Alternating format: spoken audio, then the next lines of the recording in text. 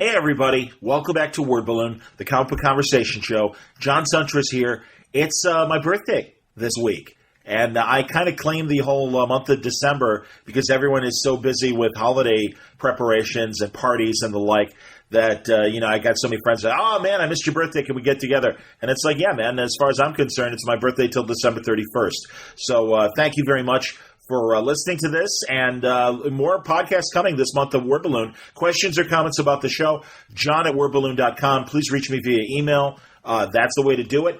And follow me on Twitter under John Word Balloon. Follow me on Facebook under my name, John Suntress. Thank you very much for listening to the commercials.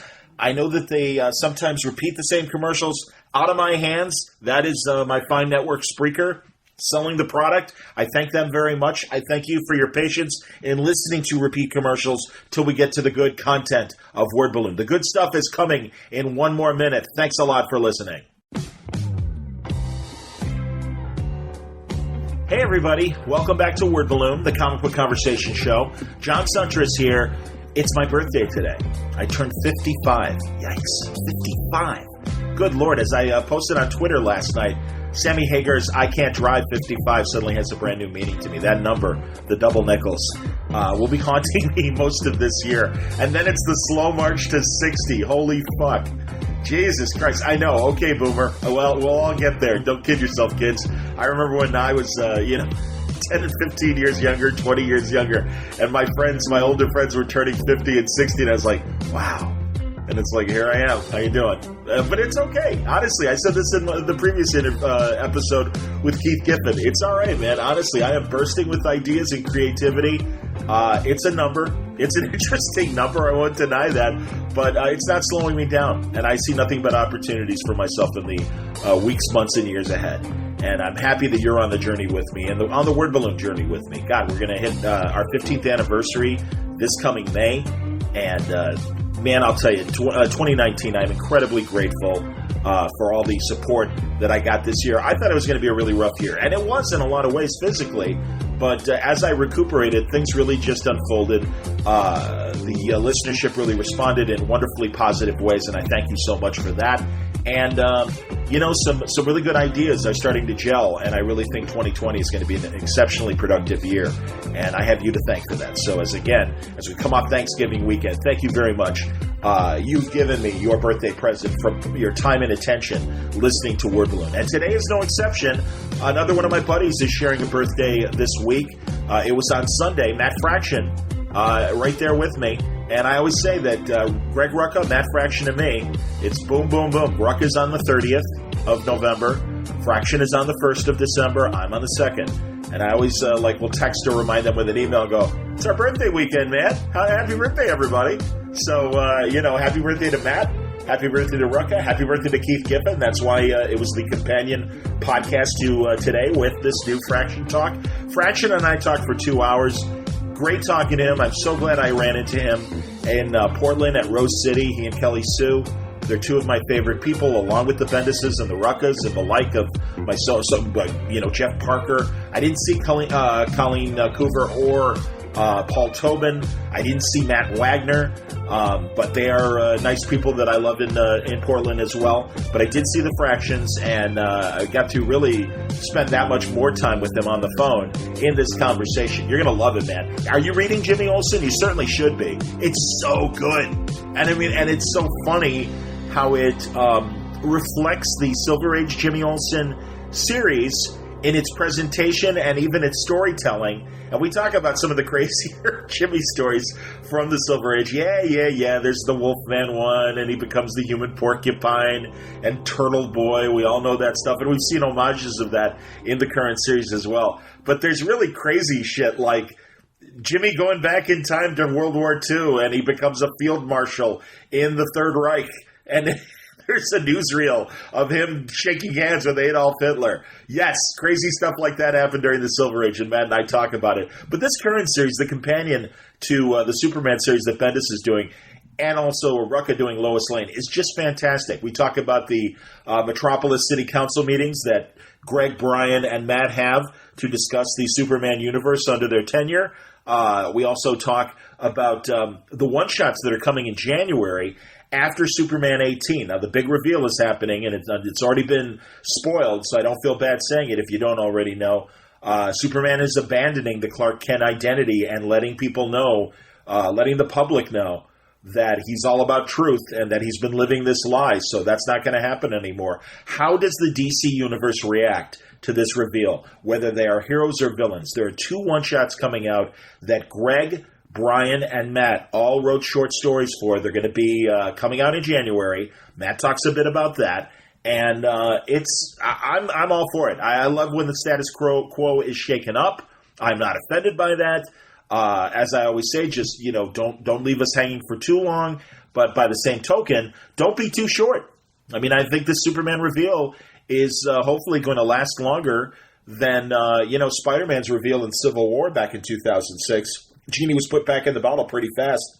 There's a lot of story to explore as Superman reveals this identity, and what's happening in Lois Lane and Jimmy Olsen are certainly a part of it. Matt talks about his side of the Superman universe on this episode of Word Balloon. All brought to you by the League of Word Balloon listeners. Thank you greatly, League, for your support via Patreon. As I say, Word Balloon is free, but if you want to help out the cause and subscribe, it's greatly appreciated. Patreon.com/wordballoon. That's where you can go and find my Patreon page. And thank you for subscribing to Word Balloon via Patreon. Or you can use the portal by clicking on the front Patreon ad on the front page of WordBalloon.com. But thank you very much, League of Word Balloon listeners. Word Balloon also brought to you by AfterShock Comics. It's been a great year of sponsorship with AfterShock, and they seem to be ready for 2020 with more association with Word Balloon. I thank them greatly for their support, and I thank them for the great books that they've got coming out. December is a big month for AfterShock. They've got 3 brand new stories that are starting up. The Man Who Effed Up Time, issue 1, coming out this month. Also, God Killers #1 and Undone by Blood. They will join the AfterShock Pantheon, which includes Animosity from Marguerite Bennett and You Are Obsolete from Matthew Klickstein. We just talked to Matthew a couple episodes ago. You should check out that episode. It's a great horror series. My buddy Tim Seeley's got Dark Red, unbelievable vampire story happening in the Midwest. There's Cullen Bunn's Night Temporal, and also Dark Arc with him and Juan Doe. There is, of course, Stronghold from Phil Hester and Ryan Kelly. So many great books under the AfterShock imprint. Don't take my word for it. Go to their website. You'll find full story descriptions, preview pages, and the diamond codes on how to order these books through your local shop at AfterShockComics.com. All right, let's get into it now. My buddy Matt Fraction is back. I hope you'll enjoy this conversation on Word Balloon. So, going to Copenhagen, where I have never been before. That's amazing. Yeah, and we told them we would do it 2 years ago. Which 2 years ago it seemed like, oh, this will be great. We'll go. We'll bring the kids. That's great. It is going to be a full family trip. That's wonderful. No. It was going to be 2 years ago, but then the reality of things 2 years on has turned it into, you know what? We arrive Friday morning. We have nothing to do Friday morning. We are working all day Saturday. We are working all day Sunday. We get up and we leave Monday at 6 in the morning and arrive here Monday afternoon. Wow. Yeah. Oh, man. What's a lovely family Euro vacation has turned into yet another Ocean's 11-esque caper, exactly. Yeah, high stakes, rapid caper. Where we're gonna do 3 shows. Yeah, we're gonna do 3 shows at once. Yeah. Unbelievable, man. Well, okay, because I was gonna say make sure you take a photo of yourself by the little mermaid, the Hans Christian Andersen statue or whatever. But I don't know if you'll have time. Yeah, and also too, the saddest thing is I literally have no idea what they have to offer. I've done zero research. I know it's where Hamlet takes place. Yes. I've never been. I've done zero research. No idea what the fuck I'm in for. We have friends who lived there not long ago, and they've assured us that English is spoken. Everyone tends to be if not trilingual. Yes. And it is a wonderful place, and everyone is great, and they love it and they miss it, and it sounds amazing. I would really their endorsement was part of the reason why we wanted to go. But yeah, it ultimately is just like fucking. Okay, well, I'm sure you have a lovely country, and we will see it one day, and all of its exquisite things. For now, I hope there's coffee in the room. Well, I've been to Amsterdam, and it's kind of like saying, Finland and Sweden or whatever, and I'm sure that they would all be mutually insulted if I compare the two. But I can speak from Amsterdam that, yes, everyone spoke English. It was fine. It was great. It was fun, cosmopolitan in a completely different way. And I was able, we spent 5 days there, and it was a blast. It was amazing. And so I keep hoping to find a Netherlands and Amsterdam convention, because I did see a couple comic shops when I was there. This is in 2000. I mean, goddamn, now that I think about it, 19 years ago. Jesus Christ. But yeah, and it was literally the weekend before the Gore-Bush election in 2000. And it was fascinating because even we were in the hotel room watching a news debate show talking about American politics. And we were all like, right. Yeah, well, and I know. We did see the city. We did have a lot of fun in the city, but it was a little downtime. No. So it was funny. The first time I met Chip was in Toronto. Oh, and it was the weekend that Obama was announcing his vice president. It was going to be Biden or Clinton. Okay, was kind of the big, the big question. And I remember sitting in Rogers Center watching the Red Sox, watching the Big Poppy 2008 era Red Sox fuck around and play a scrimmage game. I saw Big Poppy pitch. Oh, hilarious! But they're just horsing around. They're just kids playing ball, and waiting for the news to break about who the pick was going to be, and just being really, something relaxing about following American politics when you're not in America. Yeah, for real. No, okay, so you get it. Yeah, man. No, it's cool. It is interesting and stuff. Well, I always felt, and again, this is great because this is exactly how my conversation with Rucka started. In terms of just having nothing to do with the comics we're going to talk about. But during 9/11, we got a 24-hour Canadian news feed. I think it was called NWI or something like that. And it was a much different perspective on what was going on as it was happening. And it was much more sober. I mean, not that a lot. I mean, the networks obviously, they did a great job, but also they were obviously emotionally invested as it was happening. It was happening in New York, and obviously the broadcasts were coming from New York, so I understood all that, but it was really interesting getting the Canadian perspective on 9/11 as it was unfolding. So yeah, it was very interesting. So anyway. Yeah, you'll remember where CNN was headquartered until 2000. Well, they were in the World Trade Center. They were where? In the World Trade Center? And that was where CNN broadcast until they moved to Atlanta. Oh, God, I thought they were originally Atlanta from the start because of Ted and everything. Used to be in One World Trade. Crazy. No, I didn't realize that. Which is why Sorkin put Sports Night in the World Trade Center. If you go back and you watch Sports Night, that all their establishing shots are of 7 World Trade. Oh, that's insane. Oh, wow. So there you go. There you go. All right. Well, I'm keeping all this in that fraction because this was all. Hey, are you starting with 9? It's all great. I've missed you, man. Welcome back. It's been forever, but I know you're. Hey, man. As we were just discussing, you got the kids, you got everything going on. I totally understand. It's okay. I also got sick of the sound of my voice, which was kind of a thing there for a while. Really? It's hard to. A part of it was doing. I've been in a weird place where it's not like I have stopped working. But for a long time, I was writing things that just simply weren't coming out. Yes. And that's a weird place to be. So there's sort of nothing to promote. Sure. And then sort of also, I was very comfortable with not reminding people I was around. I'm hip. It was like, oh, yeah. Yeah, no, I understand. No, I can appreciate that, man. I can admit it's probably a chore having to promote along with just doing the writing and stuff like that. Lucky in that I've always been ornery and fickle, and I've only kind of do it when I, places I enjoy, like this. Like I will talk to you forever. Thanks. I tend to have there's places there's folks I talk to because I do genuinely enjoy it. I've never been like the most promotey of promoters. That very hip.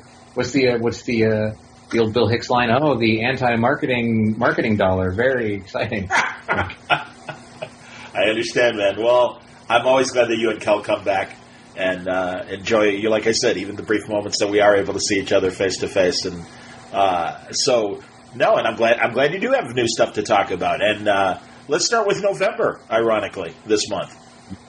Yeah, which apparently somehow was confusing because there was a book called November that came out in November, and that confused me. That's hilarious. Is it out this Wednesday, or is it out... last Wednesday. Oh, it already did come out. Okay, great. I couldn't remember. I mean, I did read it because you guys were kind enough to send it to me in advance. And having read it, I didn't go to the. I'll be honest, I didn't go to the store last week. So yeah, with as is the nature of our ever-changing industry, because it's a book, it should have been with the Diamond stuff last week. But at the same time, if it's not, I would not be terribly surprised because I don't know. Maybe this one's different. Who knows? No worries, man. Well, this is an interesting format, and you're playing with not only a 3-arc or a 3-book story arc, but it might be more. It might be. We might end up taking it longer as we kind of get through it. It's sort of feeling like maybe this needs to be longer than 3. Like there was a kind of poetry in 3, but I think there might actually be a better story in doing 5. But we'll see. I'm wrapping 3 imminently. And I'll have a better idea if it needs to be what the size of it needs to be. Okay, give us. It's all so much kind of an experiment. I've never worked in that format before, and sort of doing it's an affordable hardcover. Like what? It's a sequential hardcover. It's a novella. Yes. I don't know. It's weird. It's a weird format. It's a strange. Image had a lot of success with Brubaker and Phillips's sort of criminal books that they've been doing in that format. Yep. They wanted to kind of explore, and at the time we started to work on it, it was like, okay, so it's a 64-page issue, I guess. But yeah, we found a happy medium, and I don't know. We'll see how it goes all in, but. Well, as we were talking about the European format, I mean, it mimics kind of the European album format. Very much so, yeah. Yeah. Which is nice, too, because, Elsa being French has such a different perspective on what comics kind of are and how they can work, it's just such a different... Boy, talk about reasons to travel. Like, if you are a comic lover or a comic creator of any capacity and you are ever lucky enough to travel, go look at how they do these things in Europe. Holy, it is a whole other show, Oprah. 100%. Well, I do. I love Franco and Belgian bidet comics, as I understand. I think that's the phrase, like anime or manga, rather, for Japan and everything. A bidet is the toilet that washes your butthole. Oh, so what is it called? Is it bidet? Band dessinée. I didn't take French, and I barely passed Spanish, so I don't think I'm pronouncing it correctly. But that's all right. Yeah, bande dessinée. Bande dessinée. All right, good to know. Yes, I did know, and I wondered about that if I was getting it right, because yes, I certainly know the bidet, but I thought it was B-E. I thought it was B-E-D-A, and maybe it is. Maybe that's a shortening of bande dessinée. I don't know. Yeah. You know what? There are all kinds of languages I don't speak, and I look forward to learning them all someday. Well, will she also be in Denmark with you? Yeah, she is coming. Yeah, she and Pierrick are there now, and Bog Form book. The book form is called Bog Form because I guess that's Danish for books. Okay. Bogs. You love comic bogs. I love comic bogs. It's a huge festival, and it's a big book forum, and it goes on for a long time. I've had a friend who's been over there like 2 weeks at this point, taking part in those Angoulême-esque Euro super festivals. And Luca was just, like 2 weeks ago, right. And then Thought Bubble last week, so yes. It's a good time to be in Europe.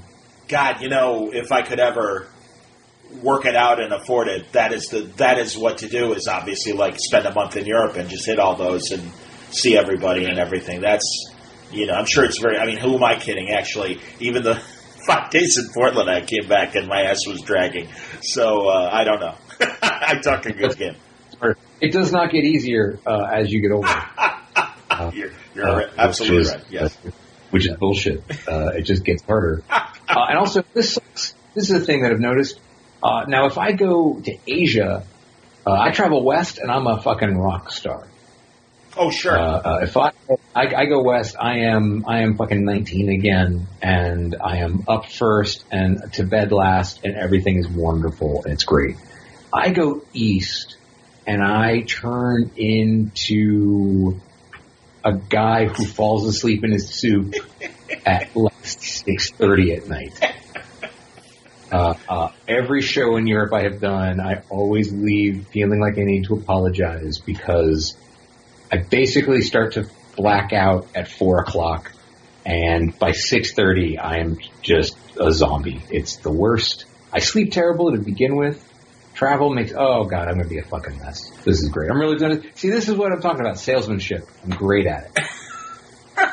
No, I'm the same way, Matt, honestly. And when I go to the West Coast, I'm the same way. I can handle staying up late. I was doing it even in Portland. And even as little as the hour difference to New York. Yeah. And I'm a mess. Because, it's an hour earlier. And no, you're right, man. And I mean, also, my radio work now is in overnight radio as well. So that was another reason why when you're like, hey, can we do 9:30, which is 11:30 my time? I'm like, are you kidding? Sure. I'm in my first hour of being on the air overnight until 5 in the morning or whatever. So, right. Yeah, I understand. No, I'm the exact same way. Well, how did you find Isla? How did you guys find each other? Or is it Ilsa or Isla? Elsa. Excuse me. You know what? We met in Gay Paris a few years back.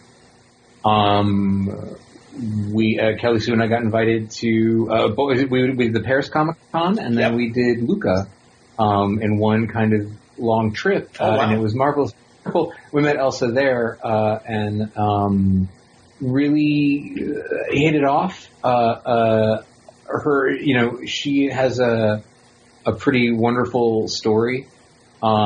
She had an entirely different career. Her fella Pierrick wanted to write comics and couldn't find, he was new and people wouldn't hire him because he was new and no one was going to draw stuff. So she's like, well, you know what? I guess I'm just going to have to teach myself how to draw so I can draw your comics. Wow. She like Jamie McKelvey kind of just deciding, oh, I'm going to draw comics, decided to learn this craft. And she's one of those artists that is better every single page she does, and just kind of is on a growth curve that goes straight up. And she wanted, so like personally we just got along well. Okay. Pierrick is great. Pierrick Collinet. They did a book called Infinite Loop together. They did one of the Comixology's originals. The name is escaping me. Sorry. It was a very kind of good-natured, all ages superhero thing. And they were just like delightful humans and lovely companions to encounter, and ambitious, and not in like a creepy way, but ambitious in a like we work really hard to achieve the things we want. And, like, I respect the shit out of that. And to find an artist who is just learning by leaps and bounds and coming, comes to me and says, like, let's do something and, like, make it hard. let's do a project that like makes us smarter. I dream of artists who are unafraid of the possibility of their reach exceeding their grasp. Yeah. Like anybody that like, hey, let's make an interesting failure. Like, I'm in. Let's try. And so I was trying to articulate, sort of in that kind of long patch of silence of not like hustling all the time. I was doing a lot of thinking and a lot of work and had a lot of kind of ideas about comics, and I was looking for the comic that I could try them out in. It ended up being November, and in Elsa, and having a partner like Elsa, there's somebody who wants to push herself as hard as I want to push myself and explore and go to new places and be uncomfortable and not just kind of look for a paycheck or a quick TV option or something, but sure. rather really wanted to make a statement. And too, like we kind of very early on, like I said, it was a weird shape to begin with, and we were able to like, hey, let's get Ryan Hughes, let's get Matt Hollingsworth, let's get a group of people who are unafraid of making something the difficult way. Your friend and mine and beloved author Warren Ellis once said that the way I write comics is it's as if once upon a time I fell, and with my kneecap I landed on a nail, and that drove the nail into a piece of wood, and now that's just how I think nails happen. Like, that's how he described my work process, which is like pretty exactly right. If there's do you remember the Simpsons where Homer changes his name to Max Power? Max Power, absolutely. And I got the idea from a hairdryer. And at one point he's like, all right, there's two ways to do things: the right way, the wrong way, and the Max Power way. And Lisa goes, isn't that also the wrong way? And he goes, yeah, but it's faster. That's how to make comics the Matt Fraction way. It's like, oh, is this like slow and difficult and hard? Oh yeah, no, it's Matt. That's totally my method. Like, how can I make this? But so we, between Kurt Ankeny, who is an astonishingly gifted cartoonist and writer, but also he's doing our lettering. Okay. So we have this kind of gorgeous hand lettering, which is just like a lost art. Ryan Hughes worked with us on doing design of the book, and like it's a very formal piece of work. Like, it's all told in the shapes and sounds of like genre stories and like crime fiction, but it's a very formal, very disciplined piece of like just comics. It can only be a comic. It's not ever gonna work as it's meant to be a comic. It's meant to be exactly the form that it is right now. And we needed to find a group of collaborators that were as excited by the idea of doing something this way as we were. And like, that's what we got, man. That is everybody on the team. And so, Ryan Hughes, and he's designing the book with such an eye for like just what, like the way the book is physically made is as much a part of the story as the story. And we've got a cartoonist doing brilliant hand lettering. Like one of the characters speaks with a font that's based on Mother Teresa's handwriting. Like, what? That's outstanding. That's amazing. Yeah. So we needed to find a bunch of people who were unafraid of being difficult, who wanted to come party on a really difficult project, and we got it. And now it's November. Our difficult baby is in the world, and I love it so. And it's a strange format to experiment with, but I think it's a huge bargain. It's plenty of bang for the buck. It's going to be a beautiful. It'll be a hell of a ride when we get all the way through it, and let's see what happens. And it also smells really good too. I'm very excited about the paper stock. It's good smelling paper. That's hilarious. Now I got a PDF, so I didn't get any of that, but I trust you, and when I go to the shop, I will check that out. And also a paper finish just like me. It's top notch work. It's still not the best smelling book I ever did was the first issue of Odyssey, but this is a close second. You're killing me. That's fantastic. That's very interesting. Bring me one, and I will huff it with a weird abandon.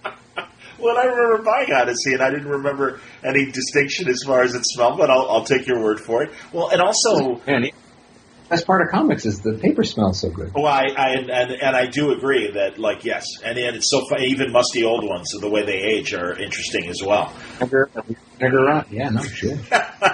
Well, but also, not only from I'm interested because I kind of see a through line going back to Hawkeye, and what you guys did, and when you guys would experiment with storytelling, and then and also what you're doing in Jimmy Olsen, and we'll get to Jimmy in a second, but I kind of like this, and like you say, you're playing in a format that can only really work in comics.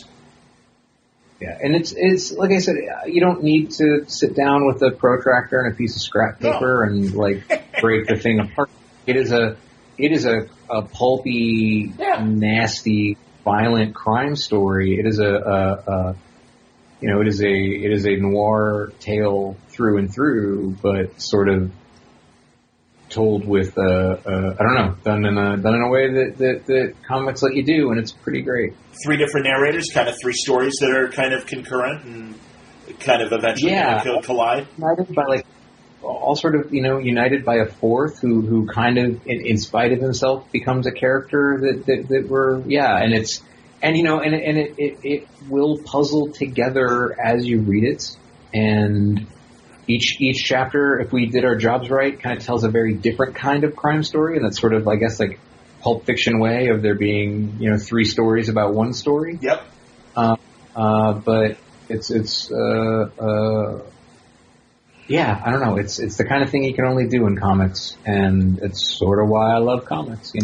I hear you, man, and also I love her style because it's very unique, but also it evokes memories of me of Matt Kint's early super spy work and stuff like that. I like her illustration style, and it is very unique. Oh, here. This is a good story about Elsa. You'll like this. I think it was last Christmas. Although, God, that seems so recently. But I bet that's right. I bet it was, in fact, maybe Christmas before. She writes to me and she's like, I've been getting bored with my work, and it feels really kind of safe and dull. So I'm going to teach myself to use a brush. She had been working, I believe, maybe all digitally, but I know all with a pen. Yeah, it was all digital, like in the way that people working these days. Sure, right? It was all digital on a tablet. And she decides, no, my work is getting stiff and predictable, so I am going to teach myself how to use ink and paper, and I'm going to do it the old-fashioned way. Wow. And she did. And so November is her. She's done some. I don't want to say minor work because that sounds. But she's done some short stories and some Star Wars stuff. Okay. That I believe have been with a brush, but by and large, this is her first kind of major work done in this manner, where she decided a year ago, I got to do this. I can be better. Wow! So I'm going to go ahead and teach myself and now she does this astonishing. Yeah, so good times. That's awesome, man. Well, and also, as I've heard or read you Go ahead, finish your thought. It's such a what? It's such a brave, like, she's such a brave fucking collaborator.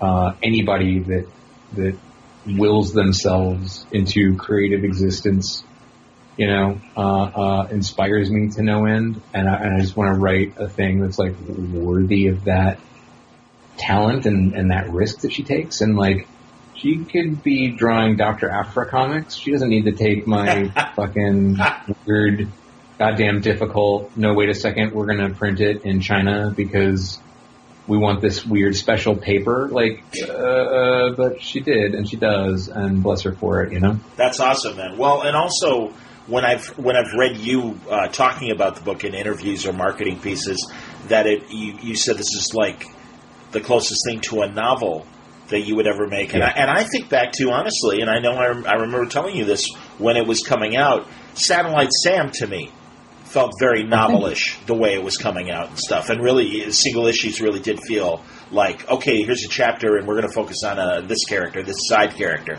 and do his story. Yeah. And I don't remember the names right now, but yeah, I mean, No, I think that was definitely the first, I think, and maybe, that was definitely an early stab at that kind of storytelling, for sure. Okay.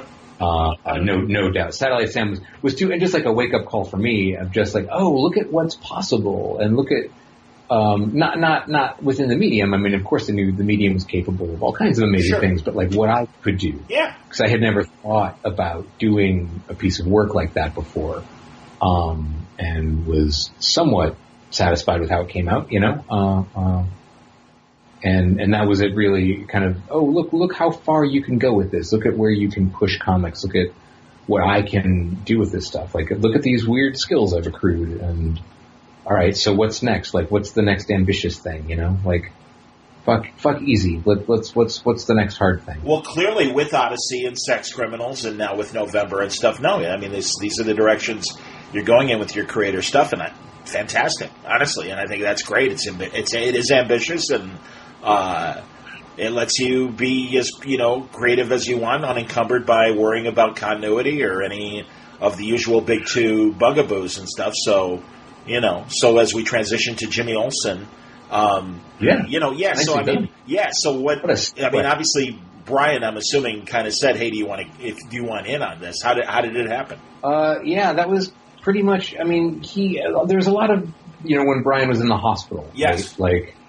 There's a lot of that. There's a lot of how oh shit, Brian's in the hospital, and he was in this place where he was not done with his Marvel work, and hadn't started his DC stuff, but was like all the Marvel stuff. He was in the place where he knew what his endings were, and all the DC stuff he knew what his beginnings were, and he just wanted to do them and to get to them, to like literally to live long enough to write this stuff. Yeah. The group of us, the Team Portland gang, would sort of, we spent like that Christmas in the ICU with him, just talking about the stuff. And it was like that and his kids and Greg Rucka bringing him really buttery Jewish cookies, or what got Brian out of the hospital, like his enthusiasm for work. That's where Kelly Sue writing Aquaman came from.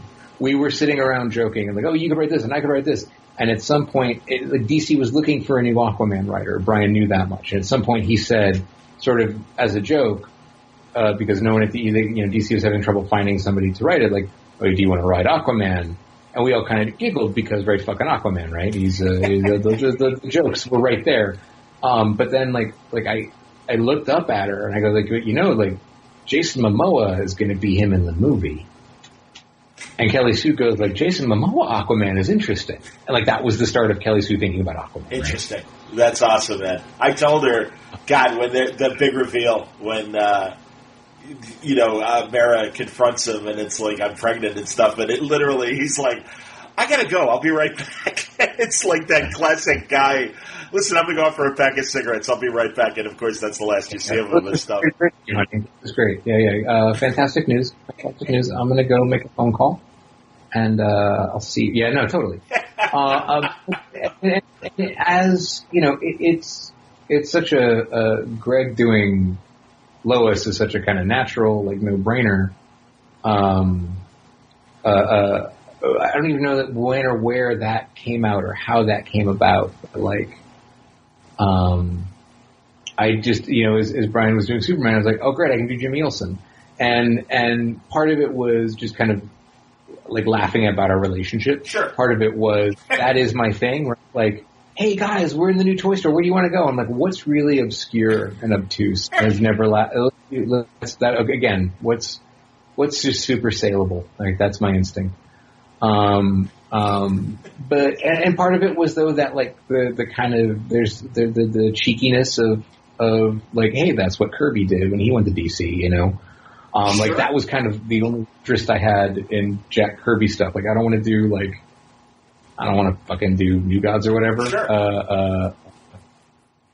But, I don't know, like, rather, like, I like, what if you imitated the career move, right? Like, what if you went to DC and did Jimmy Olsen and just made the craziest stories? And so, yeah, so that kind of, like, is a little bit of a longer story, but that's the shortest version. Was it kind of started as a joke, and then when everybody stopped laughing, and it became a thing that I wanted to do because I found the story I wanted to do and a way I wanted to do it and a reason why it was a Jimmy Olsen book and not a fucking Hawkeye book or whatever. Sure. Right?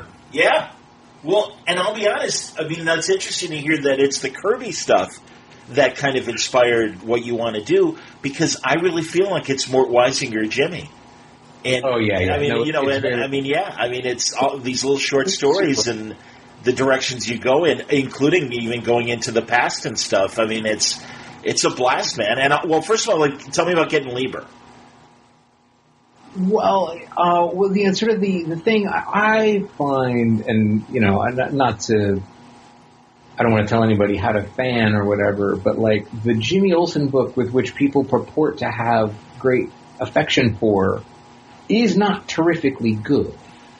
Like, it rarely transcends its cover. Right. Or, like, sure. Splat, right? It's always a bunch of crazy hooks. There are kind of really glorious moments of disturbing surrealism, but it's buried into kind of weird, hokey stories. But the thing that folks don't forget or don't articulate is that, like, every 8 pages there was another story. Like, all Jimmy Olsen, Superman's pal Jimmy Olsen was a collection of short stories about Jimmy Olsen. Yep. And he might be a turtle boy, but that's going to only last 8 pages. Like, I don't think there's 22 pages of Jimmy Olsen as a turtle boy, but, like, 8 pages, I can fucking do that. So once I had that idea of, like, well, that's what I want to take, is the idea that the all killer, no filler. Like, there are no filler scenes. Oh. There's no perfunctory. Like, if I'm just going to cut to the next interesting thing and write that. Yeah. And what's the scene about? The scene is about Jimmy learning A, B, and C. What happens when he's done with A, B, and C? New scene, new character, new persona. Yep. Like, new incident. Yeah. Completely different incident. Yeah. Like, that one book had like 8 different chapters, and, like, that means 8 different, like, full logo treatments. Poor Clayton was doing, and 8 different. It was just this bonkers way to live and bonkers way to work, but everybody, like, gets the gag and they're into it. And, like, oh, cool, let's see what happens, guys. That's excellent. And it's, yeah. We can, wherever we get bored, we can, there's never a dull moment. You're like, oh, this story's kind of wore out. Oh, great, let's move on to the next one, Well, and I'm bummed that and again, talking to Greg, that they're both 12-issue maxi series, both Lois and the Jimmy book. And that's too bad, because, yeah, it's a lot of fun. And, I go back to, again, why Steve Lieber for the book? Okay, so when we had that, like, oh, that's the thing, every 3 pages it's going to be something new.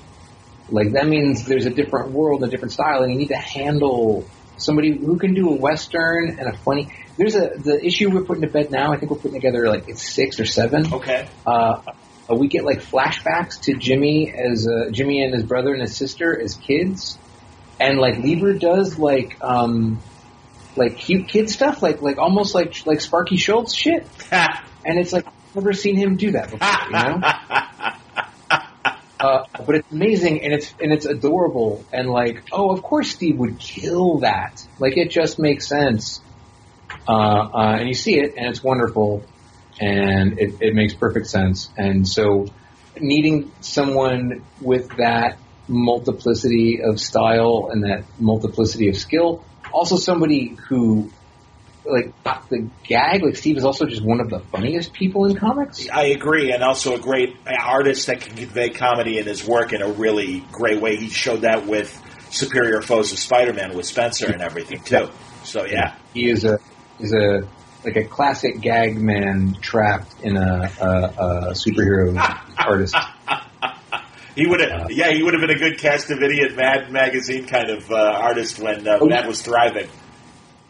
Yeah, and just anything that I bring up, whatever ridiculous nonsense I bring, Steve is just like, he has never once said no, and like, there's like, it's okay. It goes from Deadwood to Archie to weird bad DC science fiction to like really noir-y. And then it's a Batman comic, and then it's a Superman comic, but a Superman comic from 1978, very specifically from 1978. I was super psyched that we were able to. My favorite cameo so far that we've been able to work in was the Marlboro truck that General Zod throws at Superman during the fight in Superman 2. Yes, I understand. There's a drawing of Jimmy running from this Marlboro truck that's flying through the air. And that's good. That's now canon. I made that canon. That's great. That's outstanding. Well, I have a canon question regarding the flashbacks of Jimmy's ancestor and the Luthor ancestor and stuff. When was that invented? Was that already there in the canon that the Olsen family goes back like the Luthors do? And that was me. That was my attaboy. Because there's a lot of that early. I always loved like the specials, like the Super World of Metropolis and all that shit. Oh, yeah. Like, I love that stuff. But a lot of the kind of history of Metropolis stuff is kind of left blank. And I guess there have been Elseworlds and things, or imaginary stories or whatever. But like the change to, oh, hey, why not do this? And like, oh, we could do this kind of stuff. And the idea of the Olsens being like East Egg, old money, and the Luthors being Nouveau Riche, West Egg, new money. And there just being this like centuries old family rivalry amused me to no end. Agreed. And everyone at DC was like, yeah, no, great. And you can kind of see where we're going with it. And it's cool, and there's no reason to not do that, and there's no reason that like just that's one of the things, when we get together, we usually it's Tuesday nights, me and Greg and Brian will get together, and we call it the Metropolis City Council. Yeah.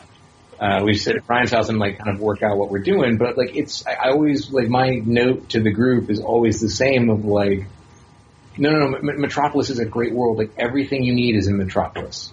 Like, you don't have to, it doesn't,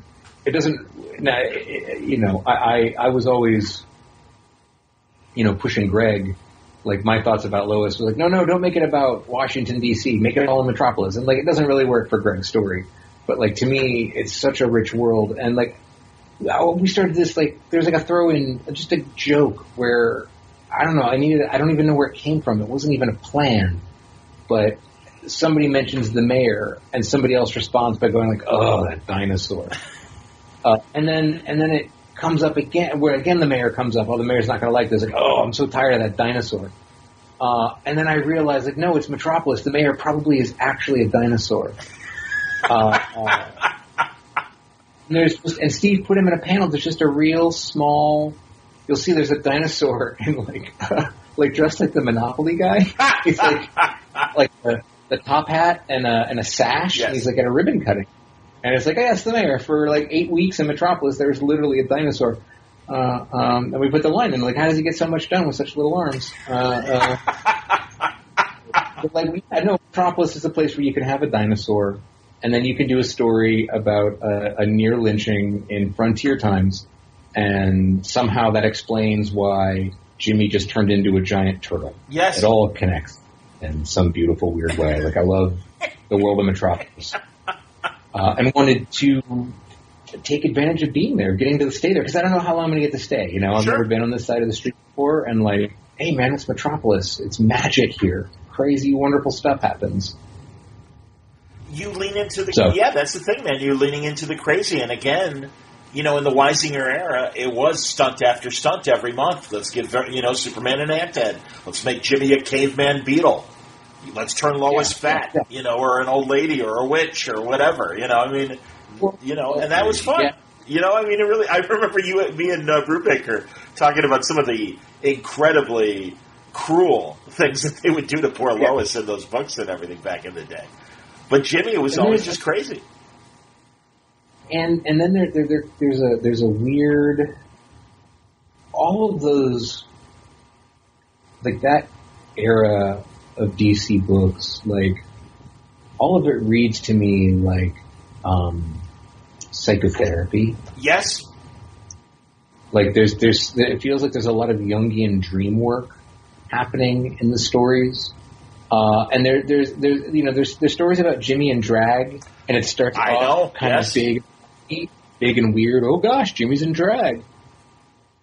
And then like by the end of like that book, which I think it ended in like 78 or 79, but like by the end, it's just not even mentioned. It's just a thing that Jimmy does with so much regularity that it's not brought up anymore. Like we just assume that yes, Jimmy not only can Jimmy just is always willing to go undercover, and he's extraordinarily female presenting, and like no one even questions it. It doesn't even take very long anymore. It's just a thing he does. There's this whole chapter about the Jimmy Olsen fan club not letting women be members, and a young lady who is Jimmy in drag, claiming to be Jimmy Olsen's biggest fan, shows up to teach these male chauvinists what for by proving herself the ultimate Jimmy Olsen superfan. And what happens is what follows. It begins an ongoing tournament, and every time the Jimmy wins and the fan club loses, it forces them into a more and more bewildering array of emasculating, almost sexual punishments. Like now you have to clean the floor with your hands, and now everyone has to put on makeup, and like it's this weird, like it's the strangest, and at no point does anyone bring up, holy shit, this is fucking nuts, Jimmy. It just is a thing that Jimmy does to play a trick on his friends at the Jimmy Olsen fan club for not being inclusive of women in their party. And okay, I'm going to make this guy put on silk stockings and me a bath. Like, the... Is there room? What? Go finish your thought. I'm sorry. No. I mean, so anytime anybody tells me I'm weird, I'm like, fuck you, man. More it was weird. Oh God, I'm fucking pedestrian. I couldn't try to do that I couldn't try to be that fucking strange. Well, yeah, and it is kind of documented that he was a big psychotherapy guy. Yeah. What were you saying? I'm sorry, I talked over you. No, just like I make Casanova, and I'm telling you, I can't step to the psychosexual, Jungian underpinnings of Superman's pal Jimmy Olsen. You're killing me, man. As performed by Mort Weisinger. That's amazing. By wife-beating child hater Mort Weisinger. Exactly. No, insane. And can you... Like one of the most human beings alive. Oh, absolutely. God, no, there's notorious stories of him, making writers and artists jump for checks and just crazy shit like that. No, very... again, and I mean, it's sad because, again, I appreciated the humor of the Silver Age, and when Pat Boone was on the cover, or Alan Funt, and it's a Candid Camera issue, and, people now are like, what the fuck? And I'm like, no, man, Superman was reflecting pop culture of the moment, okay, fine. Beatles, Beatles are big. Jimmy's a caveman Beatle. Great. Yeah, put on a wig. The best, one of my favorites is when he found a newsreel of Nazi footage, and he saw himself getting an award from Hitler. Yeah, and he's thinking, gosh, I wish Superman could see me now. Not, like, literally, that's what he's thinking. I know because I send that panel to everybody, like, oh, don't worry, everybody's probably, Jimmy was especially problematic. Not, oh boy, I can't wait for Superman to see me punch Hitler, or, oh, I can't believe these dumb Nazis don't even know that it's me, Jimmy Olsen. Just, oh gosh, I wish Superman could see me get this award. Exactly. It was insane. Absolutely, man. And I do remember Jimmy and Dragon. That was a regular trope. Absolutely, man. And much like Bugs Bunny, it started off as a thing, like a transformation. Like but by the end, it's just a journalism. It's just a technique in his story gathering arsenal. Another day in the life of Mr. Action. I loved the Mr. Action period, and it's funny. My buddy Tom Cater's another podcaster. He's like, "What's with Mr. Action?" I'm like, "Oh, dude, a 12-year-old Suntress loved Mr. Action. I thought that was and then all the creepy psycho babble and shit and everything. That flew over my head. I was like, all right, Jimmy's in drag, whatever. Okay, sure. Yeah. No, Mr. Action, I got that in like the first issue. He like says like, call me like Captain Dangerous, Mr. Action, and or Jimmy Olsen. Like he's like whatever, some kind of bit of blabber, But like, those stories. And for the children at home listening, yes. At some point, editorial rollover at DC Comics back in the day, and they decided that Jimmy Olsen could be better selling, and it needed to be better selling by being more dynamic and more action-oriented, and sort of less funny, less about Superman's dumb little friend, but about a hard-hitting, like socially real and relevant young teen living through turbulent times. So he grew sideburns and wore white pants and called himself Mr. Action and went surfing with drug gangs and getting beaten up by street gangs and then Lois Lane's sister got turned into an old woman, and that was a subplot for a while. God, I forgot about that. Poor Lucy. Yes. He had a logo and everything. Yeah. No, and it folded into Superman family, of course, and they became features in the big 80-page giant or the dollar comics.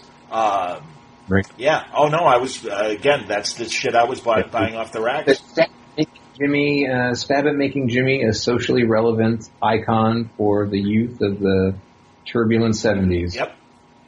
It just basically made him look like a weird narc.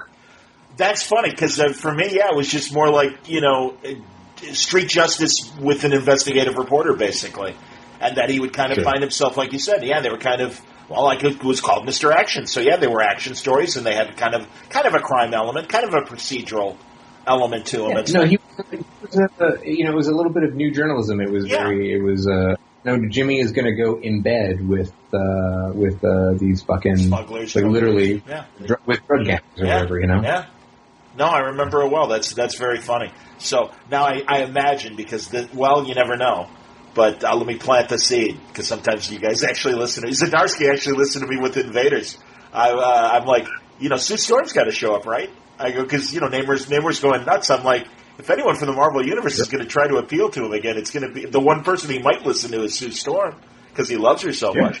But I'll ask you, another wrinkle of the Silver Age for Olsen was the Olsen Robin team.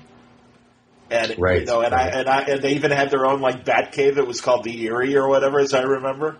It was like the Titanic Palo team. It was a PAL team up. Yes. So I don't know. I don't know if there's room for the original Robin, Dick Grayson, in the Olsen 12 issues or not. It's one of those things where, like, the fungible time of the DCU being what it is, like, Jimmy has kind of stayed in age, whereas that's true. Dick is You know what I mean? Like it's a little bit like how some of the Power Pack kids are still children, right, and others are like young adults. I'm like, wait, you're right. You guys are all just a year apart. What's happening here? You're 100% right. No, that's true. And also, Rick Grayson, as he's currently known, and having his amnesia, wouldn't even remember the old days if they existed with Jimmy. So I can appreciate that. That'd be so sad. Oh my God, that's the saddest thing in the world. Oh, don't you remember me, pal?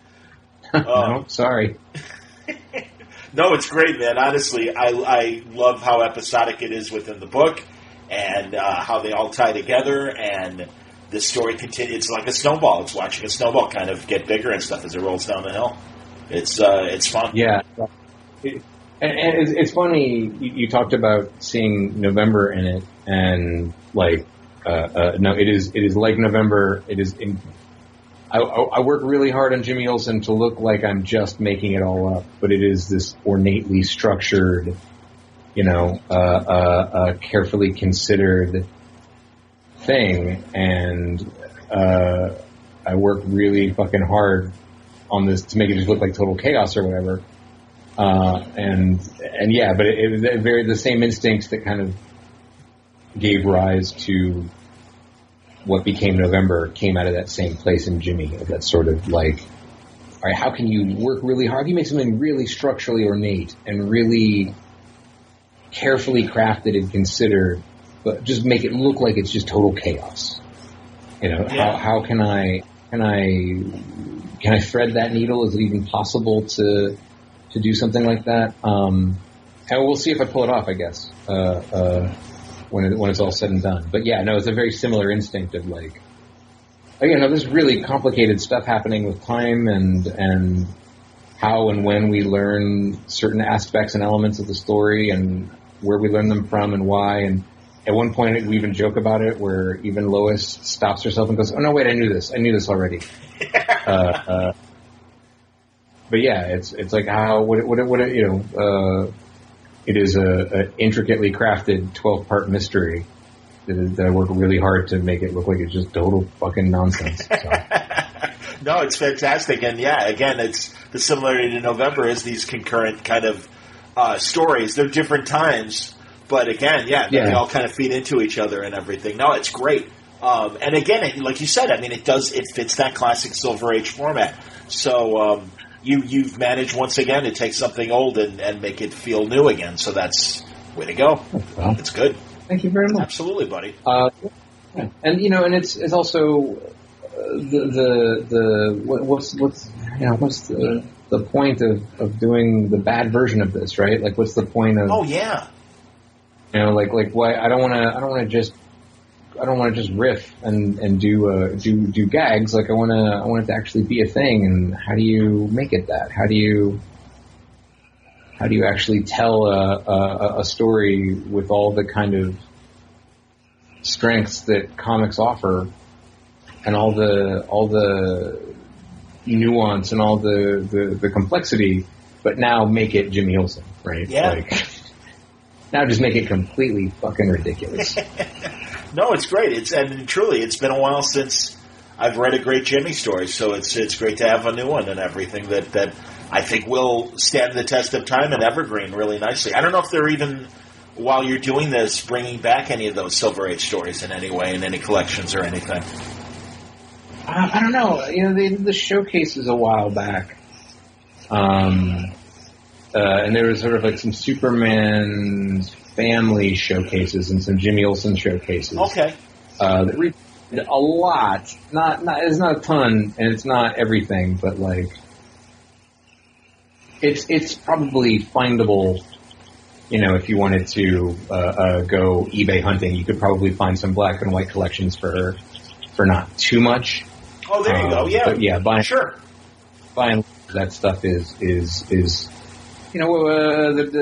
domain of I wouldn't even, it's not even fair to say quarter bins, because it's too expensive. Like it's yeah, they're probably like $5 trades or $10 trades or whatever at this point. That's something like that. Yeah. I don't know. Unless they're valuable now. I don't know, because I noticed that some Marvel black and whites like that, the phone book sized reprints and stuff, those now, if they're out of print, depending on the subject, can go for a high price. But I bought a bunch of those showcases. I bought the Joe Staten Justice Society stuff, All-Star Squad or All-Star Comics and everything, and God, going back to Giffen and Wally Wood together too. Jesus, that stuff was amazing. And even also DC Presents. I always liked that Superman team up book. Okay. So yeah, DC. That was a lot of fun. And I think that was isn't that where like Mongol first showed up? Where like every issue was like Superman and somebody else. And it was just this kind of ongoing, insane adventure where one chapter would bleed into the next, and it was just this kind of breathless story, one breathless story after the next. I'm pretty sure that was like where that started. Oh, and it ended up that like the big bad was Mongol, and that's how Mongol was introduced. Well, like he was just in one of the parts. Oh, okay. In the particular that he had, just like, this issue. It's called War World, and okay, here's this yellow guy that is non-legally actionable, like Thanos, similar to Darkseid, but not Darkseid. Interesting. Okay, we'll fight him. Well, I'll confess, the first time I saw him was in that Alan Moore, Dave Gibbons annual for The Man Who Has Everything. I had that gap in my comic reading where, I was part of that generation that when I hit high school, it was like, all right, I think I'm going to try and date women and not read comic books anymore. And then it wasn't until my time in college when comics got interesting again. I remember reading the Rolling Stone issue where they featured Frank Miller in Dark Knight. And I'm like... with Bruce Willis on the cover. Yeah, that's hilarious. I didn't remember, but that's fantastic. Of course it was, because that's probably in the midst of the return of Bruno, his fine, horrible music. Bruno was returned. Oh. Yeesh. Finally. Yeah, finally. Exactly what we've all been waiting for is Bruce Willis sings. He's returned. Bruno is... But, yeah. None of the Bruno found. And I was like, wait, where did Bruno go? Don't worry, guys. But, I remember going to my my college comic book store and saying, hey, I'm hearing about Dark Knight. Oh, yeah, we have it. And it was like, oh, my God. And then, thank God, that's when Watchmen came out and Born Again, Daredevil, Miller and Mazzucchelli and everything. So, it was a revelation and everything. So, that kind of sucked me back in for a while. And then another bad part in the 90s. I would think about editorial in that Rolling Stone article. Say again? That Miller was complaining about Marvel editorial in that Rolling Stone article, saying that they were worried he was never going to put Daredevil back in the costume again. Oh, that's right. One of the pull quotes in the article. That's so fun. Literally, I just talked to Chris Gage, who worked on the Daredevil Netflix show, and he talked about bringing Gladiator, or that they were going to have Gladiator in the show, and he's like, have him make the Daredevil suit. And that's truly one of my favorite scenes in Born Again, when the Kingpin is forcing him to make a suit and stuff, and Matt's just in the shadows, and he's like, Melvin, go make the costume, don't worry about it. I know. It's so great. Yeah. It's good stuff, man. So fucking ridiculous. Mongol. I remember him from. It would have been his introduction. I don't know that I was always more of a Marvel kid than a DC kid. The Marvel stuff that I came to sort of piecemeal and for a long time at random. So it was always but I remember it had to be one of his early appearances. I could probably look it up. I hear you. Yeah. So I always liked him. I got a chance recently to write him a little bit, and it was fun to try and add something to make the character something more than just the yellow guy that Superman punches, which he kind of all too frequently gets. Sure. Did you do a Year of the Villain one shot, or is this something within Jimmy? It is as part of the Truth story that Brian is doing. Yes. Yes. Go on, Matt. Yes. The word is out, so I don't think I'm spoiling anything, but Clark Kent is gonna take the glasses off for the world and reveal his identity. Yep. And we were at one of our town council meetings talking about how much red meat that leaves on the table, story-wise, just because you've got so much you have to do. And so little time to do it that, all these little wonderful little bits of flavor you're going to miss out on because you don't have the space, right? But what happens when a villain hears that Superman, that he did this and learns that instead of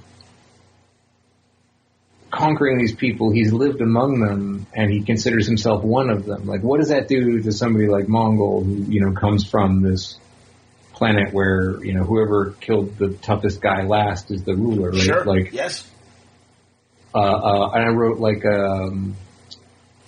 but we basically, there's a hero's story and there's a hero's issue and a villain's issue, and it's all kind of these bits of business that kind of didn't have room for in the main books, but I don't know. I wrote a Booster Gold short where he just goes to the top of Machu Picchu and shouts Clark Kent as loud as he can because he's been keeping it a secret the whole time. What a relief it is you've known the biggest secret, the biggest secret in the world you knew, and you had to pretend like you didn't, and you had to go along with acting when he told you his name at the Justice League, at the Hall of Justice. You had to pretend you didn't know, but now it's all over. Now you can finally come out and say, that was a fun story to write. And it's short. It's not, that ain't 22 pages worth of story. Sure. Sure. Yeah, so we wrote, what happens when Mongol, who's, literally sitting on a pile of corpses, hears this news? What happens when, so I get to do a whole bunch of different shorts about all these different characters that, weren't a part of the main stories, but, I wrote a little piece about, Superman goes back to his high school chemistry teacher. And he's like, I want you to know I never cheated. And I wanted to really bad. And I wanted to set the school on fire. This class was so hard and it killed me, but I want you to know, I swear I worked for my grade and I never cheated. And that ain't 22 pages, right? No. There's a cover, that story, but it felt I could tell that story. Sure. That's a fun little meal. I could make that a meal. That's hilarious. Yeah, man. Well, that's, Brian let me in on 18 and 19, showed me the scripts for those. And, we kept it spoiler free in the conversation. But yeah, he came on and we certainly talked about the reveal. And I'll admit, when I was in Portland and he told me, I immediately went into devil's advocate mode because I'm like, does this make sense? I go, because for me, and I'm interested in what your initial thought was, because for me it was if I'm somebody with a problem, and if Superman if Clark Kent is coming to me, I'll speak to Clark Kent because, okay, he's a reporter from the planet. But if Superman's coming to me, that's like the Pope showing up. And I'll be on my best behavior, and I don't know if I'll reveal my true self to Superman in a way that I would to Clark Kent. And now I'm shrugging. Isn't that cool? Some people might. And then other people might feel completely the opposite. Yeah. What struck me was how rich a vein of story it was. Oh, yeah. Especially he's not Matt Murdock. He's Superman. And what does this do? And what does it mean? It was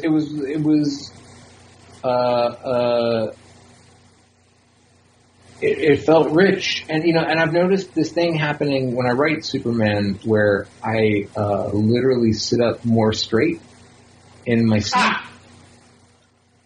I want him to. I don't want to slouch when I'm writing Superman. Like I literally, my is better. You know, I I'm trying to recite pieces on a piano. Like I'm trying to impress a teacher or something. It's the weirdest thing. But like Superman, like I said, like Metropolis is a magical place, and there's something weird about that character that brings these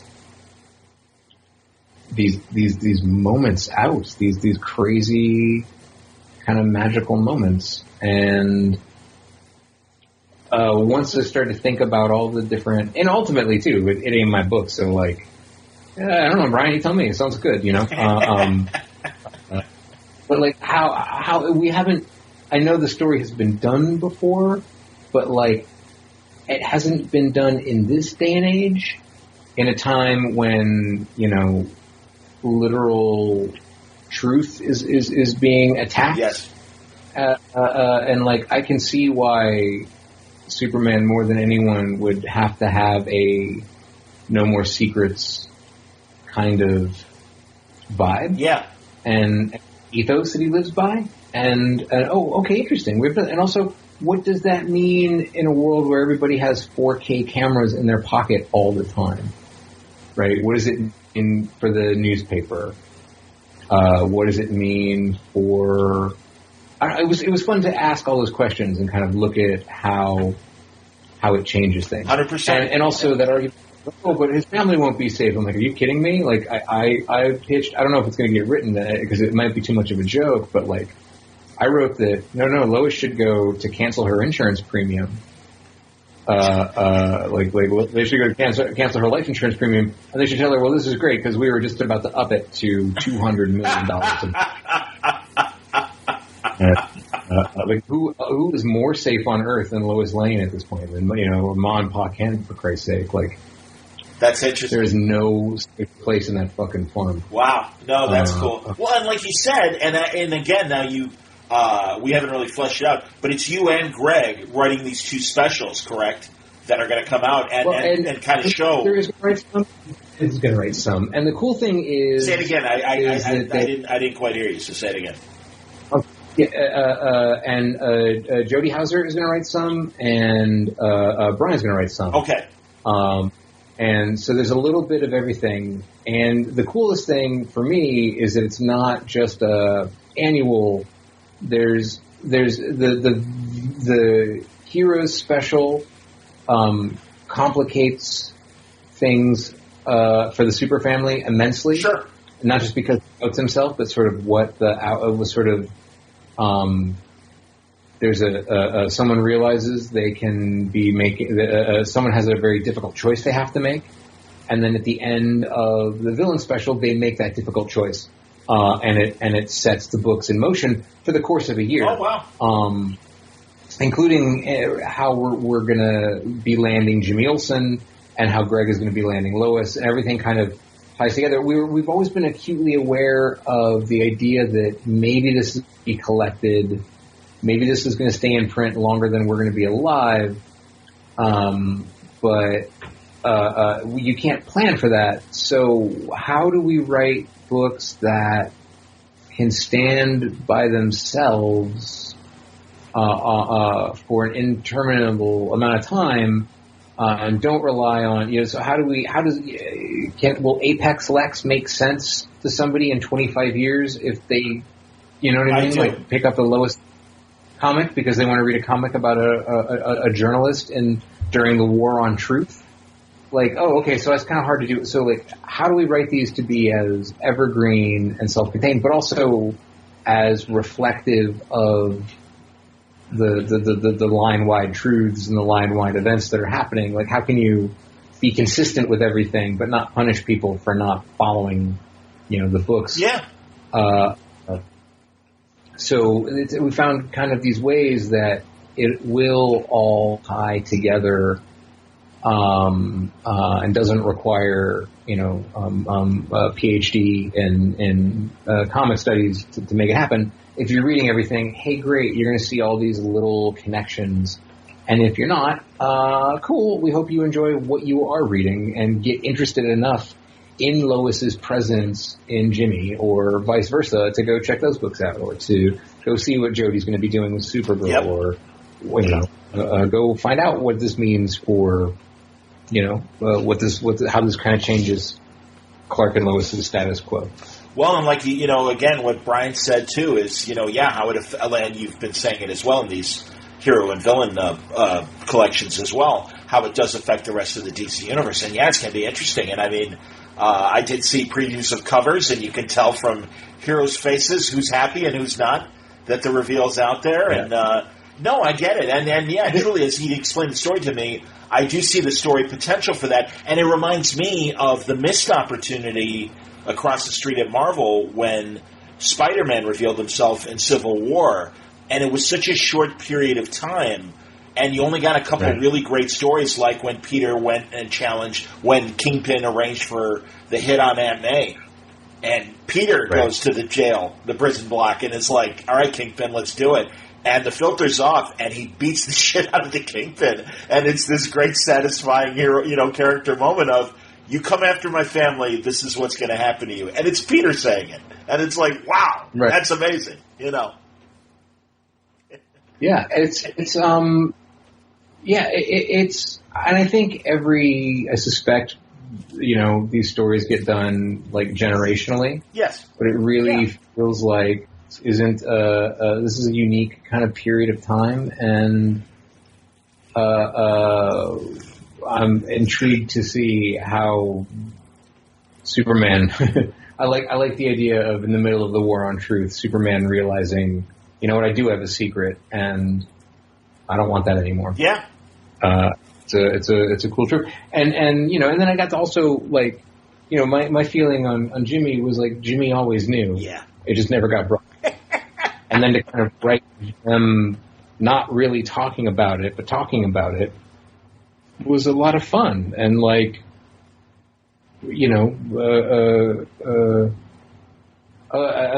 of my, I didn't know that Brian was going to do this when I got started. I decided, from day one, that the only person who would call Jimmy Jim was Clark and Superman. That's true. No one else in the book will. Jimmy, Jimbo, Jimberly, Jimington, Jim, Olsen, everything but. The only person that calls him Jim is Clark and Superman. That's awesome. That's going to be, and Jimmy's going to get to point that out to him. That's fantastic. They're like, yes. He says something like, there's two people alive that call me Jim, and then one day I realized it's really only one person. That's fantastic. Well, that even is kind of a shout out back to the George Reeves show. And he would call him Jim and stuff like that. So, man, that's beautiful. That's great. And, and again, that's the great thing, because as goofy as Jimmy is, at the end of the day, it's like, guess what? I'm a news person. I'm an investigative news reporter as well. I know what's happening. I can put two and two together if I got enough time and stuff. So, no, I think that's great. I think, and again, it kind of fits him like, no big deal, man. We're still friends. It's cool. Yeah. And I have a, I don't know if I'll be able to do it, but I've always wanted to go back to the Morgan Edge, WG, whatever they were when they all were. That stuff, GBS and everything, yeah. Daily Planet became a TV thing. Yes. And I wanted to do a story where Clark Kent was anchoring a news report about Superman, and there's an over-the-shoulder of Superman's head and Superman's face right next to Clark Kent. People remain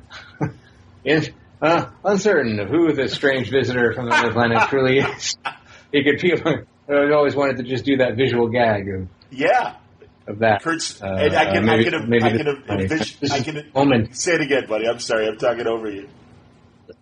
This is my moment. I finally can do my Superman over the shoulder graphic joke. I was saying, and I can see it drawn in a classic Kurt Swan style, where it couldn't be anybody else, but of course they're both the same guy. That's fantastic, man. I love that about Frank Quitely during All-Star Superman, and that he was really able to kind of physically make Clark and Superman, very different people. And also, from an acting standpoint, when Christopher Reeve would really, do the same thing. Yeah, man, and just really... God, that great scene in the first movie when he straightens up and he takes his glasses off and he's going to say something to Lois and then he thinks better of it and puts them back on. Or even in Superman 2, when he's revealed and he has his hand in the fire and stuff and he pounds the floor and he straightens up, he straightens his back, and all of a sudden there he is. And it's like, yeah, man. So in the right hands, it can work in the right hands, And I also think that the myth and the mythos is sort of strong enough and resilient enough and elastic enough I'm with you. to have fun. Yeah.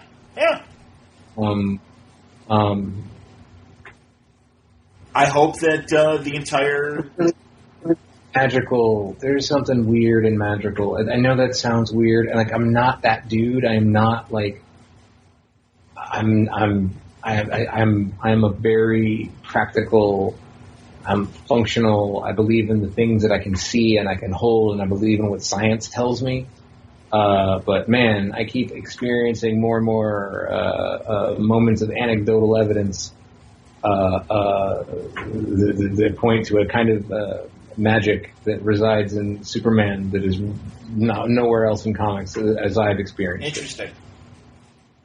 No, I understand it. Well, again, I think the three of you are, and really, I look forward to seeing what Jody has to do with Supergirl and stuff and everything, but I think the Superman universe right now is in a really great place, and it's in good hands of people that understand these characters and what makes them distinct and great. And I mean, there are very few superheroes who have a cast of characters behind them strong enough to tell these stories. It's a deep bench. Yeah. I get to, you'll like this, I get to do, this is a spoiler, so if you don't want this spoiled, don't listen to this part, folks at home. A bit where it's just, it's like one page, and it's just Steve Lombard going, him,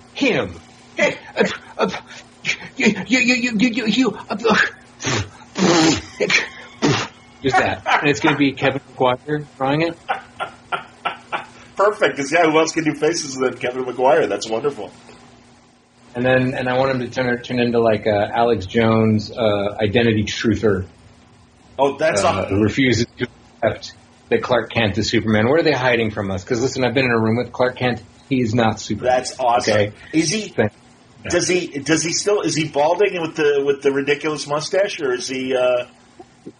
Totally. Yeah, he's got it. Okay, forever. All right. Because I do love '70s Steve with the helmet hair and everything and Clarky and all that crap, and But just that sort of ridiculous fucking overblown PE teacher of a dude. 100%.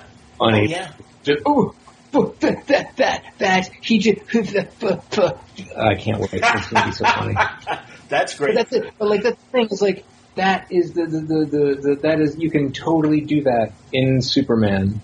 The cast of characters is rich enough and deep enough that you can do that. But also, why would you eat up a page of the actual comic with that?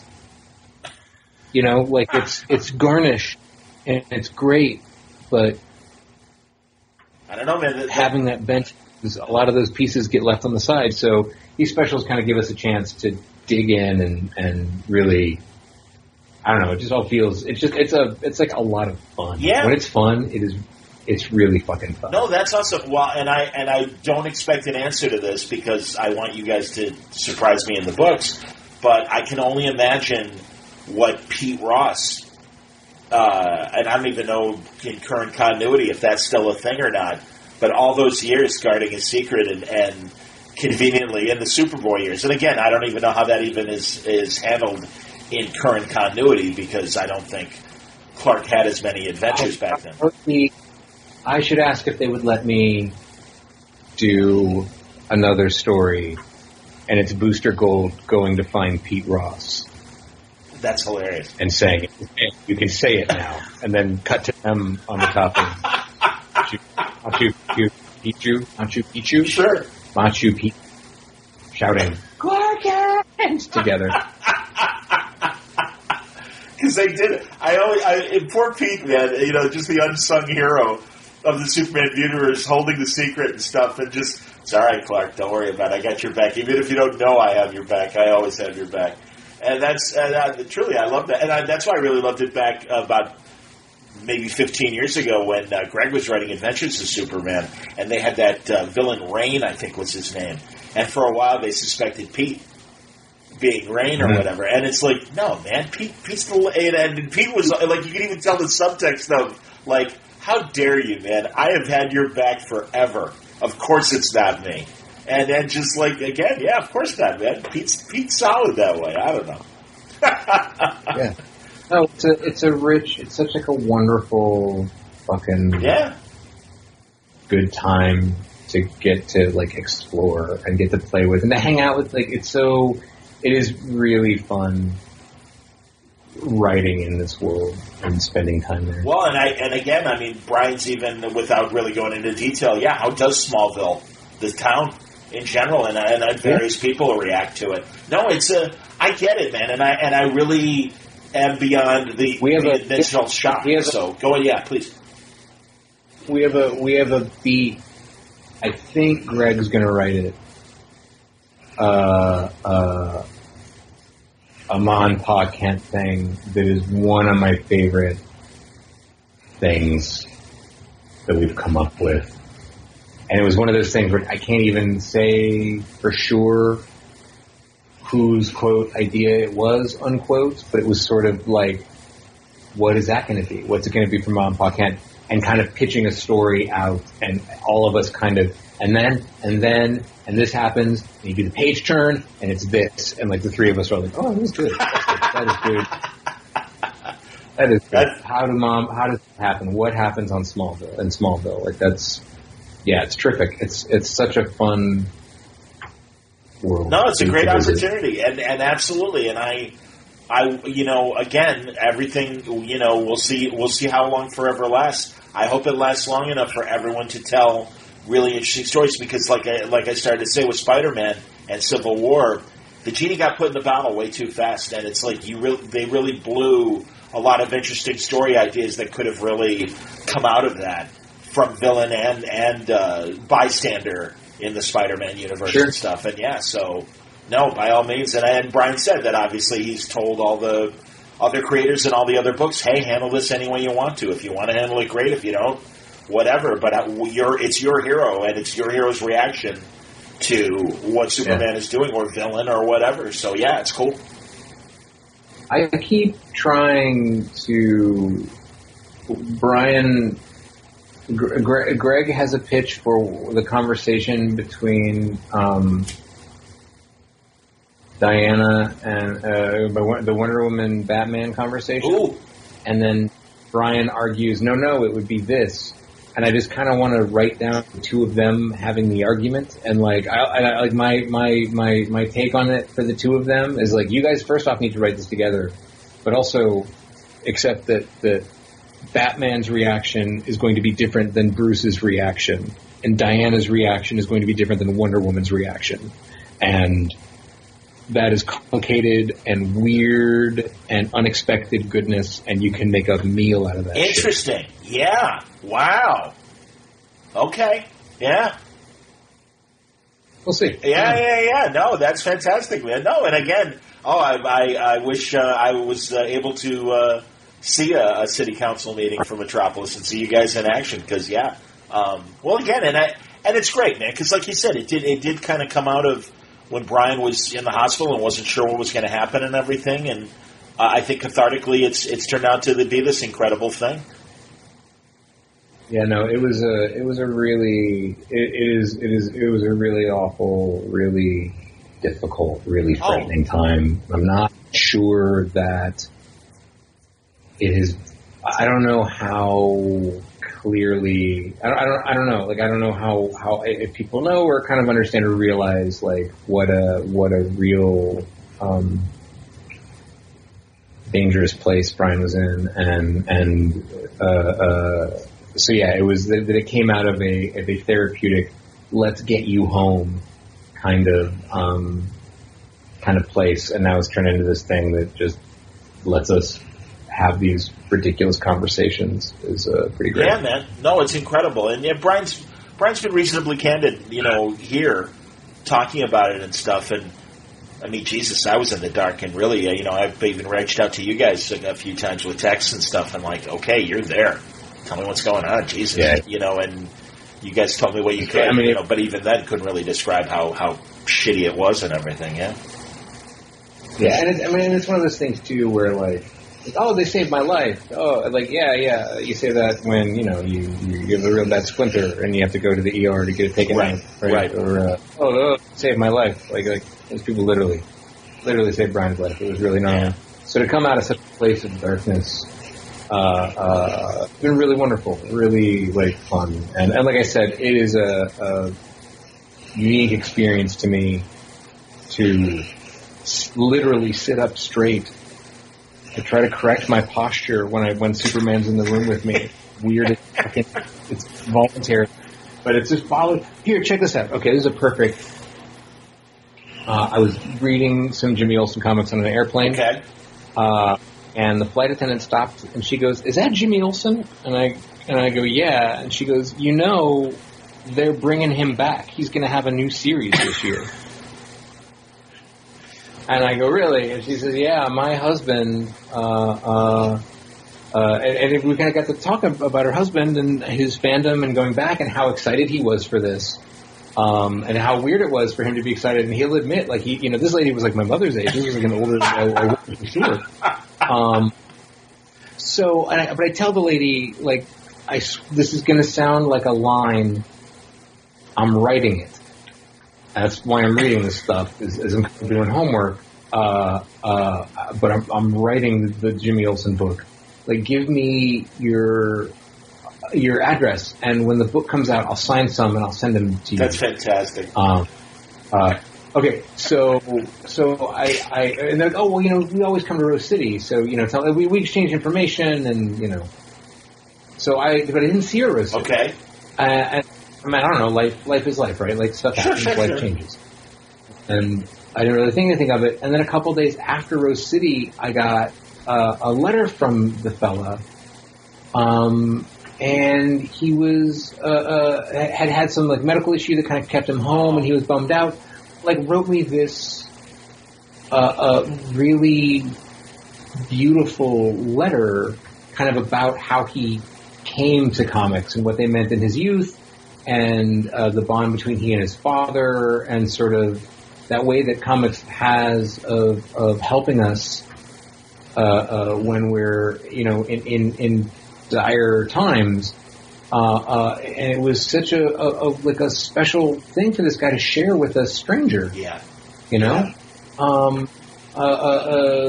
who met his wife on a plane and sent her comics that I signed for them. But it was really beautiful, and like the kind of thing that, like, holy shit, this is the weirdest, like, that's never happened before. I read comics everywhere constantly. And suddenly I had this kind of wonderful human encounter, and it felt like a gift, I do. No, that's fantastic, man. And yeah, and again, that's the secret language that we all, as comic readers, speak. And I will ride the L in the city in Chicago and have a comic book open, and it's so thrilling when somebody younger or somebody older is like, "What are you reading?" Right. And it's like, "Oh, it's Invaders." Oh, that's great, man. That's Cap and Thor and Namor and the original Human Torch. Yes, it is. That's right. Yeah, those are good. Yes, they are. Thank you. But it's a genuine. It's weird. It's different now when comics are such a part of the pop culture landscape. Yes. The way they've never been before. Yes. And we always used to tell ourselves, "Oh, comics are important. Everyone knows comics. Superman is everywhere." Yeah, but not like. Oh, no. Not like biggest movie of all time. Big, like this is we're in another world now. And like Thanos is a household name. It's a weird fucking Jesus, place. Rocket Raccoon. I mean, when Quesada told me that they're working on Guardians, I'm like, why? And he's like, trust me, it's going to be huge. And I'm like, Okay, I guess. You want to know why Kevin Feige is going to end up running the universe? It's because he made the world fall in love with a tree and a raccoon. Yeah. Oh, my God. No, absolutely. Well, and even on the DC side with the television stuff, my last full-time radio job, I would get water cooler conversations about, all right, explain Reverse Flash to me. I would be happy to. Right. By all means, sit down. Who is this Eobard Thawne? I'm glad you asked. And well, it actually depends on when you're okay. So yeah. My daughter Tallulah got into Flash for a while there. Oh wow! And it was weird to get questions about like what's up? Like sort of realizing, oh right, this is the show. Okay, how great is that? Yeah, man. Oh, I'm so envious of Guggenheim, and I can't wait for the crossover because that is just. And I saw him last year at this Connecticut show, Terrificon, and we're driving from the con to the airport on Sunday after it's over, and we literally have this 90-minute conversation about the crossovers in general and how, oh, thank God, next year they're going to really let us open up a little bit more and stunt cast even more than we have in the past, and it took us years to get the network to understand what we were doing, and now they finally get it, and they see the value in it, and we're getting the payoff this December, and good Lord, I mean, to have Kevin, an animated Batman, I'm blanking on his last name. Yeah. But, you know what I'm talking about. I know everyone listening is screaming it right now, so... Chris Sims' best friend. What's Chris Sims' best friend? What's his name? He met him at a con, the voice actor, Kevin Anderson? No, it's not Kevin Anderson. No. Kevin Anderson's the sci-fi writer. God damn it. That's well, you know what I'm talking about. Everyone knows who we're talking about. But anyway, to figure out to have him... As he did Sims' voicemail, it was like, hello, this is Batman. And I'm hanging... my best friend, Chris Sims, can come to the phone right now. Kevin Conroy, for Christ's sake. Jesus Christ. Kevin Conroy. Yes. Yeah. No, him is pretty inspired. Yeah, and to have him play Bruce Wayne, that's fantastic. It's like, of course he should play an elderly Bruce Wayne. That's wonderful. Finally, we're getting him on screen. I mean, we all know what a great Batman he is, and finally gets to, do it live action. That's fantastic, man. And even 70-plus-year-old Burt Ward. Gosh, yes. I can't imagine what he's going to do. I just want him to say, gosh, yes, and put his fist in his other fist, like he always put his fist in his glove like he did in the 66 show. Did you ever get the Adam West Naked DVD? No. Before Adam West passed away, he clearly was worried, concerned. I don't know. It was weird. I don't know what it is. It's this beautiful product of whimsy. He was convinced that there would never be a Batman 66 DVD. So there would never be commentary. Oh, yes. Now I know what you're talking about. I thought you were referring to, some porno he made in the 70s or something like that. No. It is called Adam West Naked or Adam West Exposed, but it's him going through his house, reminiscing episode by episode to camera in this delightful kind of way. And, it's just one of my favorite things. Oh, yeah. Ever. Well, I found on YouTube that great TV movie that adapted his book, Back to the Batcave and everything, and would cut back and forth between him and Burt Ward doing stuff in the 80s or 90s whenever it was made, and then, flashing back to when they were doing Batman 66 and everything. And it's fantastic. Gorshin's in it. Everybody's in it. Even Julia Newmar's in it. Everyone that was alive still is in the movie and stuff. And, it's fantastic. So that idiot, shame on me. I'm sure he's a lovely person. Ross Schaefer, the David Letterman wannabe that Fox kind of hired in the 80s to do a late-night show. And they had a Batman reunion, and goddamn, even Cesar Romero and Alfred were still around to do it and stuff. And Alfred was in his 90s. Good Lord. I mean, seriously, it was amazing. But they just had them all together, and it was terrific. It was fantastic. And Gorshin was on that. Of course, Julie Newmar and Eartha Kitt was on as well, and it's fantastic. So, anyway. Wow. Yeah, I gotta YouTube that shit. Holy cow. Yeah, I'm pretty sure it's there, man. I'm pretty sure it's there. Oh, which reminds me, because I do want to talk about sex criminals before we wrap up, but And again, because this is why I love you and Kel, and it's because we love these weird little movies that came and went in the 60s and 70s in some cases. Sammy Davis Jr., Poor Devil. Do you know this movie? Poor Devil.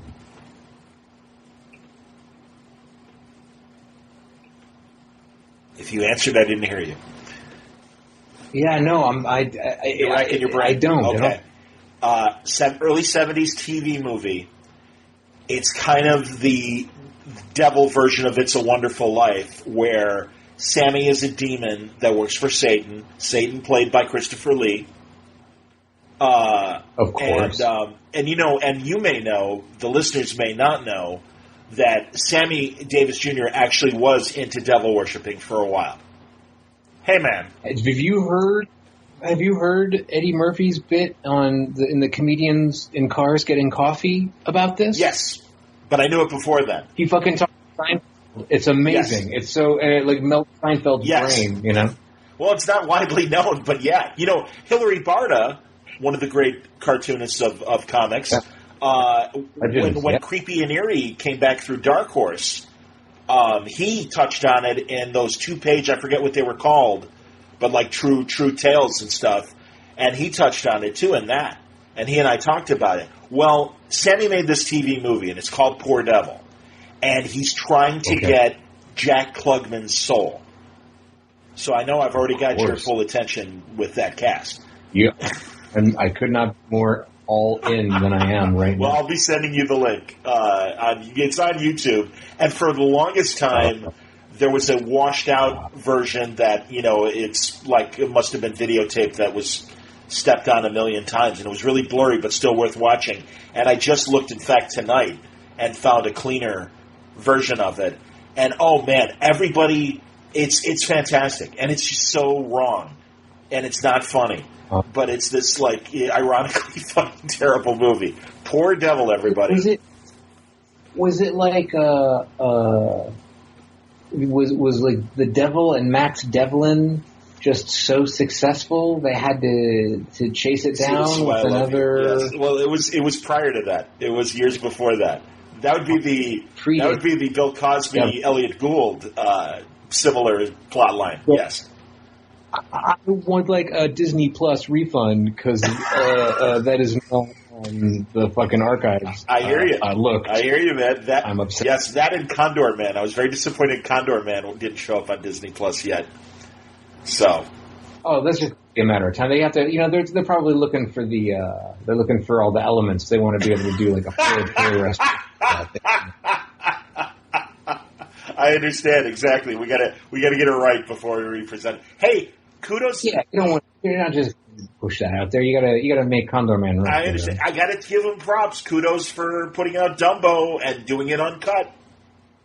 That's with an appropriate disclaimer. But I'm even Peter Pan, like it's really those early Disney movies. It's really, but like also our kids are way different, and it's like a totally it's a place to have these conversations. Yeah. You know? No, I think so, and I mean really, I believe in that because I'm Matt. My heart. And I always talk about this with Kel. I think my heart's in the right place, but sometimes I'm concerned about the overreaching hand that is done with best intentions, but especially this current cancel culture phenomenon that we're in the midst of. And no, under no circumstances should that ever be seen again. And in fact, one of my favorite podcasts right now, You Must Remember This.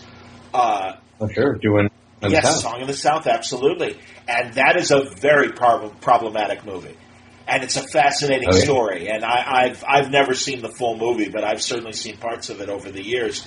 And it's total.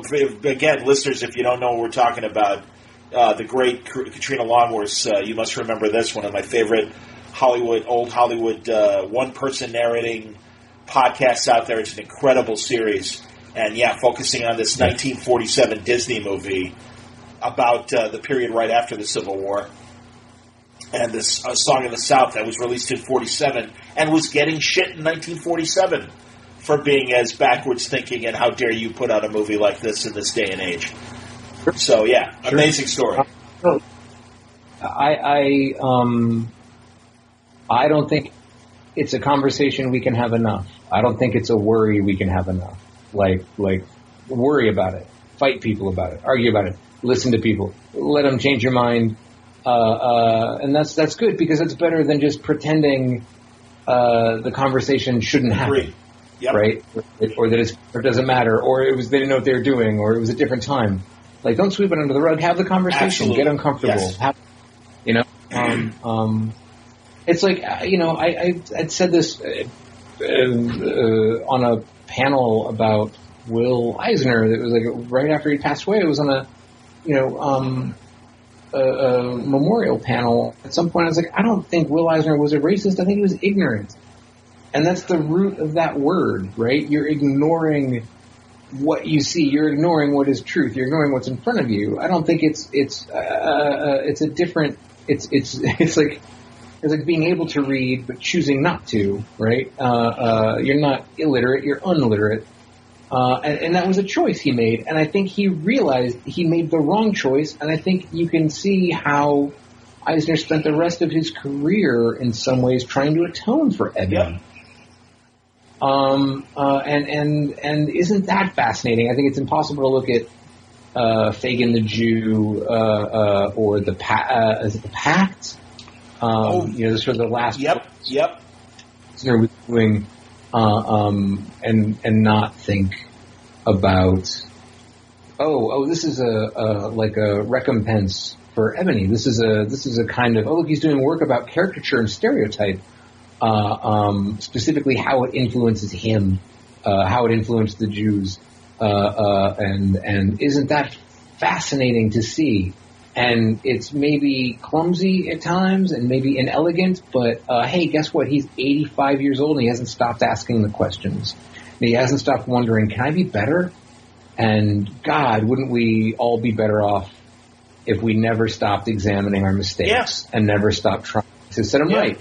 Have the conversation, man. Have the argument. Have the fight, and listen to what. I don't know. I think it's. I read something that one of the "It's Always Sunny in Philadelphia" guys said, and it struck me as really kind of perfect. And that's that if something's funny, it isn't offensive.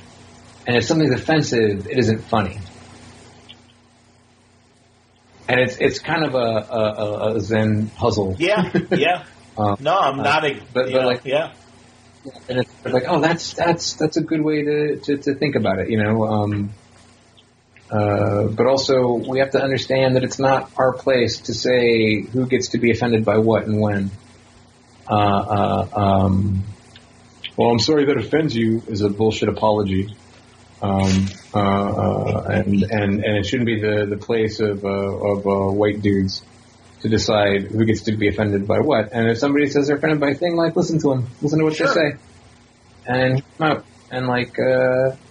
you lose nothing. Equality loses us nothing. Well, and again, have the conversation. I believe in that, and it's like okay, and it's again, I think that's terrific, and I think it's better to talk about it rather than sweep it under the rug. So and it's awkward and it's uncomfortable and it's a bummer. And hey, guess what? There's stuff that you enjoy, and you're going to have these conversations, and you know what? You're not going to be able to enjoy the thing anymore. Tough fucking life.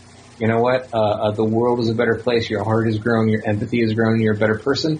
It's okay to not enjoy that one movie anymore.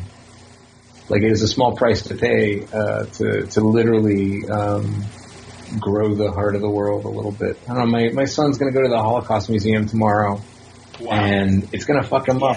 Yeah. And I know it's going to fuck him up. And we tried to talk about it and kind of tried to get him ready for it. And the good news about him is he is fearless in his feelings. He's not one of those kids that doesn't think you shouldn't cry.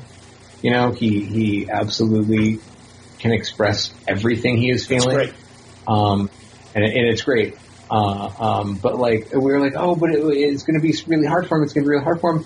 And then it's sort of like, yeah, you know what? And he's tough and he's resilient and good. And let him go be uncomfortable and let him be afraid and let him understand why we truck with no Nazi bullshit.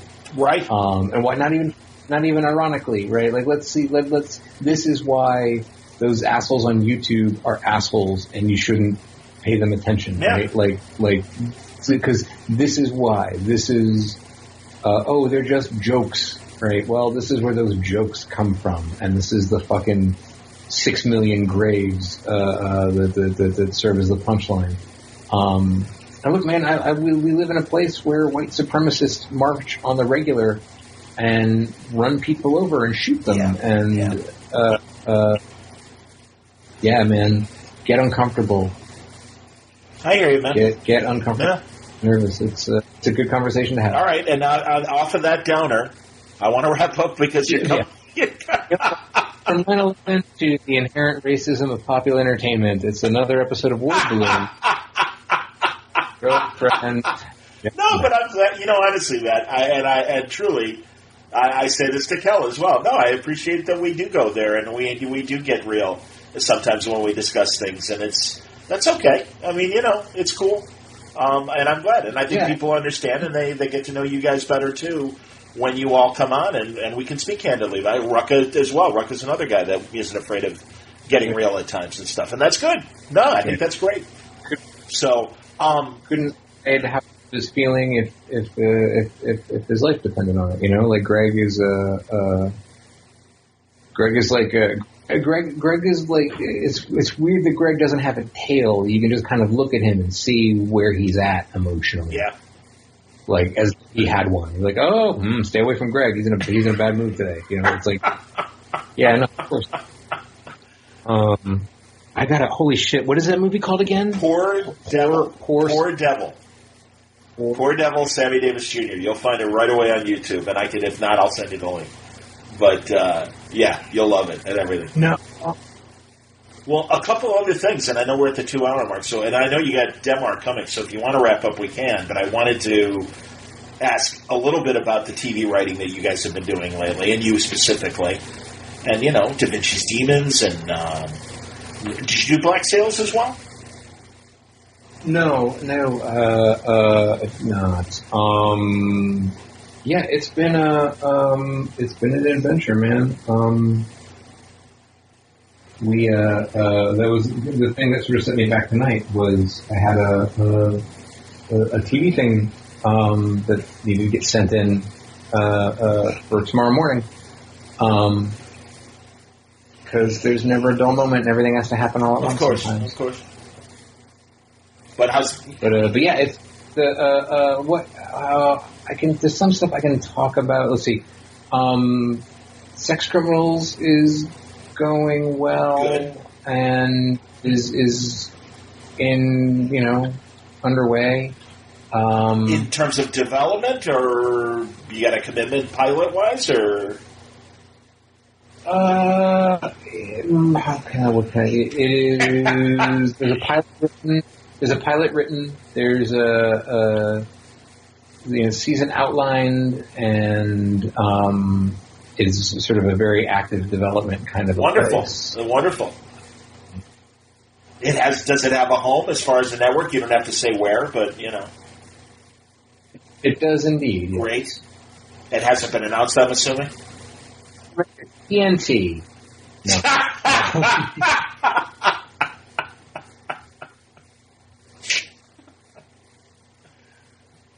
Unless you're serious, Sorry. then I won't let. Sorry. No. We have a partner, and it's been they've let me take on an awful lot of it, but I'm awful close to it, and have wanted to, felt like I kind of had to protect it, and that meant taking time and dotting I's and crossing T's, and not kind of. It certainly could have been done by now, somewhere else by someone else, but it wouldn't have been the show that I wanted it to be, and it wouldn't have been Sex Criminals. So So I didn't do it, and yeah, it's been a learning process, and it's super cool to have partners in the endeavor that kind of let me have that, the enough rope to hang from, Yeah, it's so yeah. I mean, it's so unique that I think to do it justice and stuff. No, you do need to be with the people that understand it. And it's funny because I literally, just a week or two ago, talked to Greg about Stumptown. And yeah, obviously, luckily, Greg found people that understood it, and it's a great television adaptation. And I think it does have the flavor of the comic and stuff in there, and what makes it unique has translated into the TV show, and I think in a very positive way. But Sex Criminals even more so. I wonder if something like Legion, the FX show, inspired any thoughts, or at least made you think, something, they can do something strange like Sex Criminals on TV, and it can work. Oh yeah, sure. Yeah, no, there's always, anytime something complicated and smart happens, it's good for the shit that I do. I would think so. Yeah. Yeah, Legion is terrific. There's been a lot of. It's also kind of. It's been cool living in the era of peak TV because there's always something happening. It's so hard to. It's impossible to keep up. There's so much of it. 100%, man. Oh yeah. Good Lord. I mean, I got Disney Plus today and haven't watched. I've only watched 5 minutes of Mandalorian, for example. for something a little tamer, but also great to see good Star Wars back on a TV. So that's cool. And then I'll be honest, my disappointment in Star Trek Discovery, I won't deny it. I'm just not feeling it on that show. I don't know. I'm so ridiculously excited for Picard. I can't even tell you. Me too. And I speak frequently to my friend Michael Chabon about it. That's great. I forgot you guys are friends. Of course you are. So I gotta. He was supervising producer and writer, and he became the showrunner of the thing. And I drop him lines like Picard calling the dog number one fucking killed me. That was awesome. I agree. So I'm ready for that one. I'm really. I gotta confess though that, and I love Mike's writing. I love his books, and he wrote a great. In fact, my argument to Bendis about how important Clark Kent is. Chabon did that great story where Lois and Clark break up, and Lois starts dating a normal guy, and it's just a great. She loves it. I mean, always pinches his gut because he's got a flabby belly, unlike Superman and stuff. And then the guy loses his job, so Superman makes him a sidekick, and they go off to a Justice League meeting, and of course all the real heroes are in the room, and he's stuck with the sidekicks and stuff, hilarious stuff. And ultimately Lois breaks up with him, and the guy's bummed out. He goes to his local bar to kind of drown his sorrows, and he's like, thank God, one guy I could talk to that would understand what I'm going through, Clark Kent. And he pours his soul out to Clark. And he's getting drunk, and he's like, man, if Superman were here right now, I'd get in his face and tell him to fuck himself. I mean, that's not what Mike says, but that's the attitude. And it's great. Where this holy shit? It was on an episode of This American Life. And it was totally told in first-person narrative from the guy's standpoint. And I don't think Michael read it. I think they had someone else do the reading. But it was terrific. And it was great because he's like, and Clark, the good friend he was, just laughing and like, go on, man, what else would you tell Superman? And it's like, yeah, because Clark wasn't doing that to be a dick. He was doing it because he's a good guy. He was doing the right thing. Yeah. And he was doing the right 100%, man. And I go, there's a beautiful Clark Kent moment that, and Brad's like, okay, and we've had 80 years of stories like that, now we're going to have my stories. And it's like, all right. But anyway, I was going to say, I loved Calypso, his first short from last year. I hated the Tribble one. I have to confess, I really hated the Tribble one with a passion. It really pissed me off. I didn't think it was that funny. I didn't believe that anyone that incompetent would wind up in Starfleet. You're not laughing at the Tribbles. That's bad news, right? Well, I felt John Benjamin's character I'm like, there's no way in hell that guy would be in Starfleet. I'm sorry. I'm not buying this. I'm not buying this premise. I'm like, and that's kind of this, that's really been, to me, the problem with Discovery is there's just so many people that are so not, like Starfleet is like, the evolution of NASA. It's the best of the best. You're not there unless you're, and you've had the occasional renegade or there are fuck-ups on Discovery, and it's like, or really insubordinate people, and I'm like, I'm sorry, that just wouldn't fly.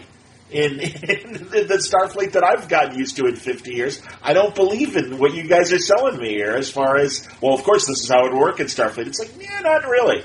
I don't think so.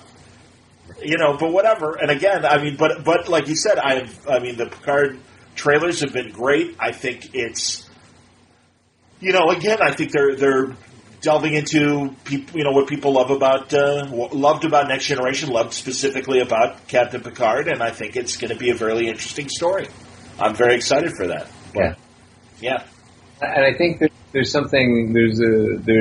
charm. The Next Generation cast has aged to that sort of Star Trek 6 age, where we can kind of enjoy them in their dotage. And look, these people have a genuine affection and warmth for one another, and to see them getting on is charming. Agreed. I'm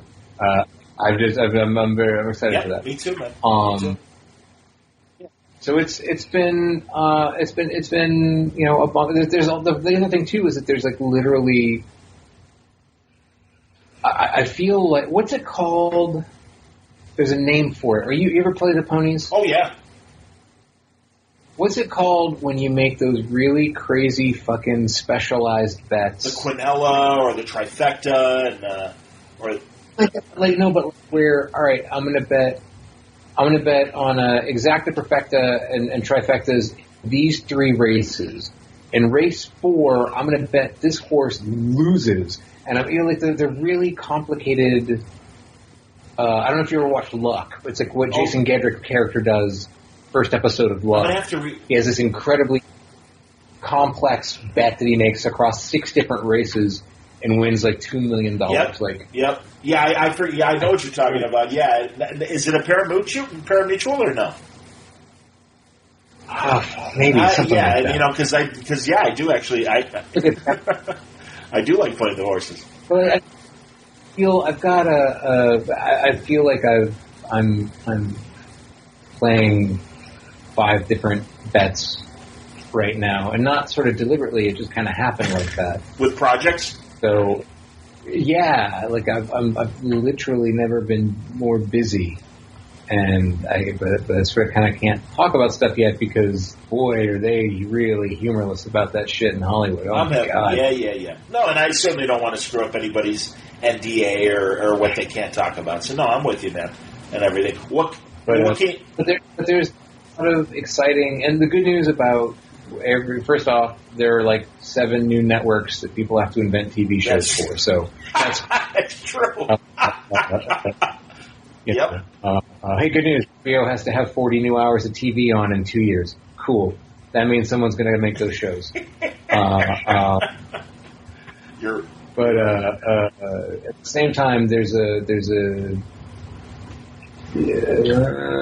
like people's ideas of what TV can be are growing, and becoming more complicated, more nuanced, and I used to argue kind of in the early days of Sex Criminals development. I would get asked by executives, well, do you see this as a half-hour show or an hour show, which is code for, is this a drama or a comedy? And I always said, it's about 40 minutes. And they would sort of exhale and very patiently try to explain, no, we mean is it a comedy or a drama? And I said, yeah, I know. And it's about 40 minutes. And endearing me to all of my friends in Hollywood, surely.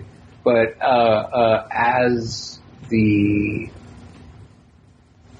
streaming kind of world has changed, look, the first episode of Mandalorian is 38 minutes. It's weird. It's not long enough It's not long enough to feel to have weight. Interesting. It's fine. It's a Western, man. It's fucking great. And here's how charming Pedro Pascal is. He wears a fucking helmet the whole show, and he's still charming as fuck. Like he's incredibly fantastic, and I'll watch him in this. But it's 38 minutes, and it feels too short. It doesn't feel like it's enough of a meal, and that's a weird note. But it's like, oh, isn't that interesting? But I bet my kid loved it. And isn't that interesting? I bet if you're a kid and you're watching Star Wars, that's just the right length. Interesting. Sure. Yeah. And I know I probably can't talk about that. Let me see. There are shows coming where episode lengths are as brief as 15 minutes and as long as an hour and a half. And that's the same show. 2 different episodes, right? Like we're getting to a place where things are going to start getting experimental and weird. And I didn't realize to that degree, but I mean, that's what I was talking about with Chris Gage about Daredevil on Netflix. And and certainly we've seen it already with The Boys and other shows as well. That if it needs to be around 40 minutes, fine. If it needs to be an hour and 15 minutes, fine. Each episode, and it's like, that's a good idea. Why not? Let the story dictate how long it needs to be, rather than it's got to fit in this 40-minute box to fit in an hour of network over-the-air television. And that's a wonderful opportunity for the storytellers to be able to, tell the story the way they need to have it run. Yeah, now, there's interesting, pluses and minuses. I think it works better for drama than it does for comedy. Comedy all tends to... everybody who's had these kind of experiments with longer 22-minute pieces, like longer sitcoms, all kind of regret it. Or you'll hear Tina Fey talking about, I guess, Netflix or Hulu was online. They would no, this was with 30 Rock. They would play the shows a little faster. Oh, that's hilarious and that's sad, but I understand. Maybe as an NBC would do it, so they started to notice that their run times were off because they were compressing them to run just a little faster, and it fucked up the timing on things. What Mitch Hurwitz recutting all of season 4 of Arrested to 22 minutes because he realized it was better. Interesting. I haven't heard that, but I believe it. Yeah. So there's the 2 versions. There's the first Netflix version of Arrested, where episodes are kind of varying in length, and each one is kind of told from one character's point of view. And then there's he re-edited the whole season to be a more traditionally paced and kind of traditionally shaped show, and I think it works better. It's a different season for any number of reasons, namely that his cast was never in the same place at the same time. But it works better. Wow. And it's interesting to see someone know it. So they let me do whatever I wanted, and I did it, and it turns out that this energy works really well in about 22 minutes. I can see that with comedy, though, and it's the same way with animated films, especially the DC direct-to-video animated product and everything, where it's got to be, to make it more than 70 minutes is really kind of taxing for your attention or whatever. Well, did you see the live-action Lion King? No. You want to know what's fucking weird in live action? Lion King. Well, yeah, and I'll be honest, Matt. I love the animated one. Yeah, I have no interest in these live-action redux that they're doing. I really don't. Sure.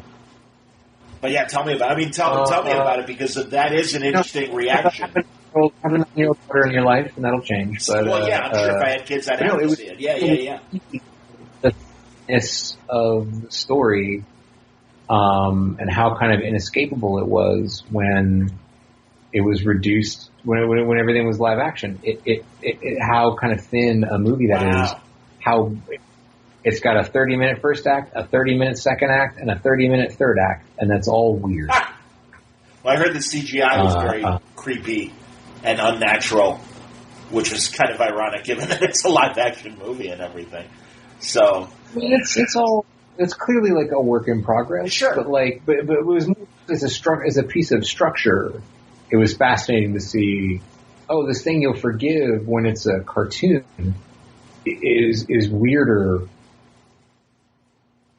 when it looks more lifelike somehow. Like there's a noticeable. Oh, this is really clunky in a way that I don't think I ever noticed before. Or at least I didn't care about because it was a fucking cartoon. Right. And something about it, actual trees or whatever, I was like, oh, that's so weird. This movie just stops. I used to get bored with the Ron Eli Tarzan show because it was all live action in the jungle and it was a bunch of animals reacting to stupid comedy and action and things like that. And I'm just, I don't know. I wasn't big on the Lassie show either. That was another rerun that I had to experience as a small child that I'm like, why are we watching this? I'm tired of seeing Lassie in the forest with the fire going on. Can we move on to something else? Is that all right? She's got a lot to say. There's a lot to contribute. Yeah, it was interesting to me that this sort of like how long are shows is kind of a question. And I think on Netflix, The End of the Fucking World is like a really brisk 20 minutes, and sometimes it feels like, oh god, it's almost too short. But at the same time, isn't it cool that you can burn through an entire season of television in 3 hours and 8 minutes? Are you watching? I don't know.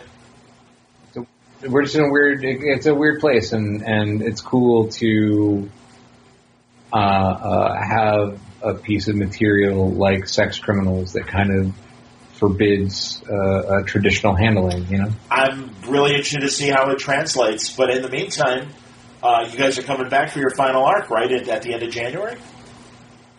Yeah. Chip is drawn, and I'm writing, we're gonna get our kids off to the sunset, as it were.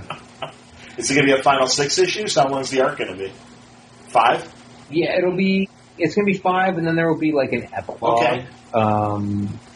So it'll end at 30, but then we're gonna jump ahead to issue 69. Of course. It's gonna take place like 3 years later. Okay. As a where are they now follow up? So outstanding. Yeah. It's weirdly emotional. It's a weirdly emotional experience.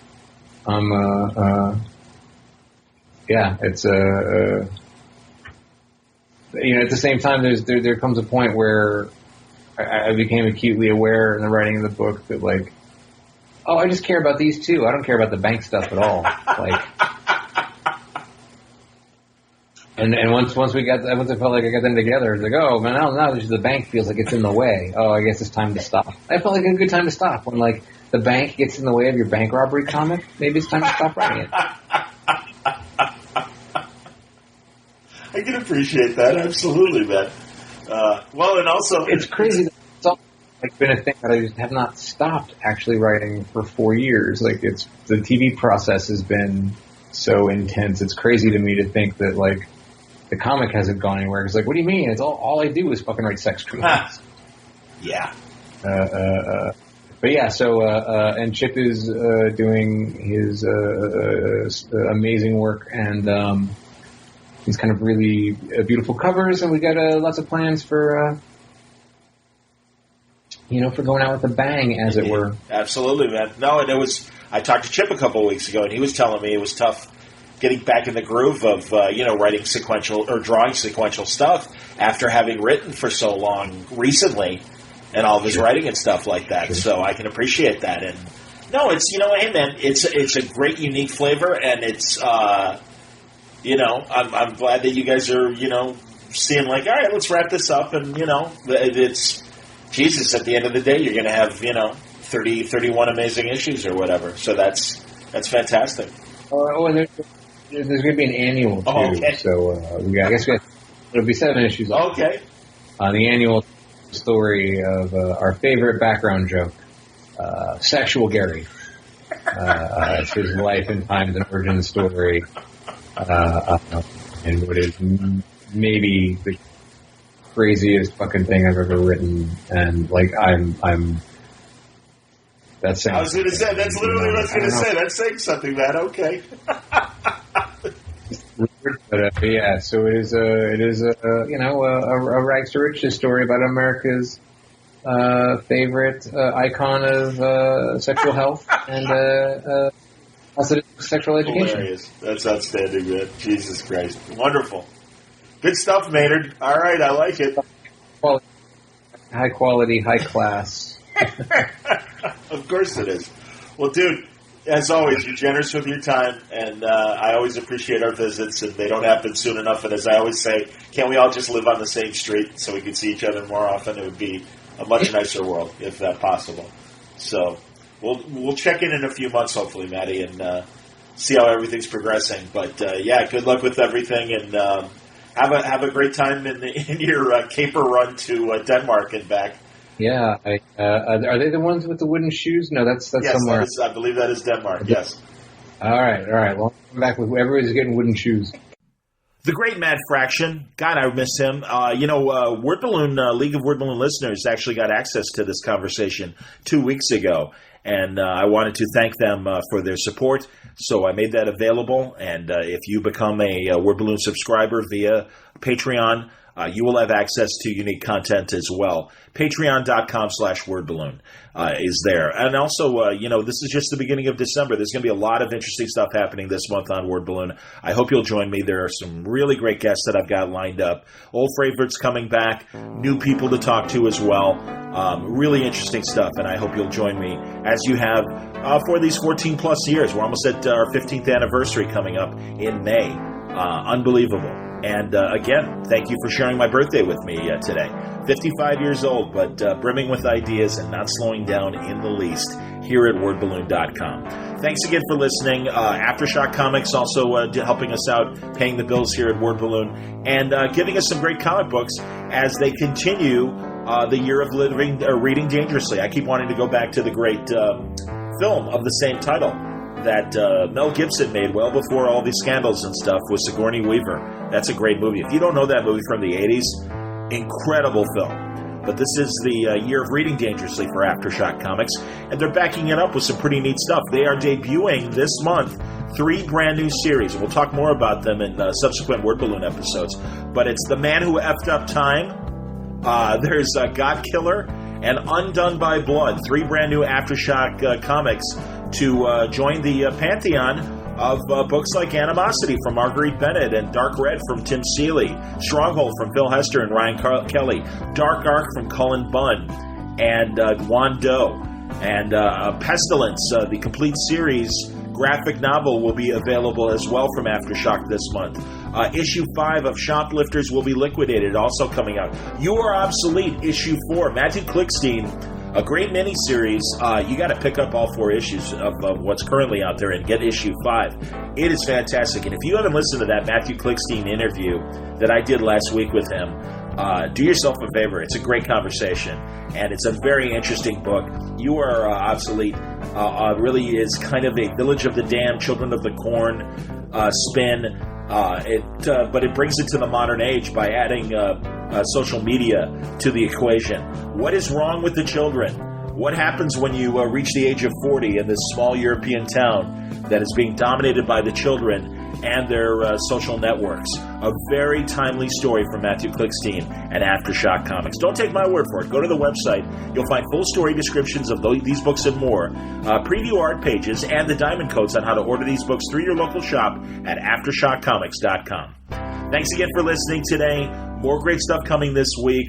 If the stars align, I am so thrilled with the people I'll be talking to this week and presenting to you later on in the week right here at Word Balloon. Until next time, Word Balloon is a copyright feature of Shaky Productions, copyright 2019.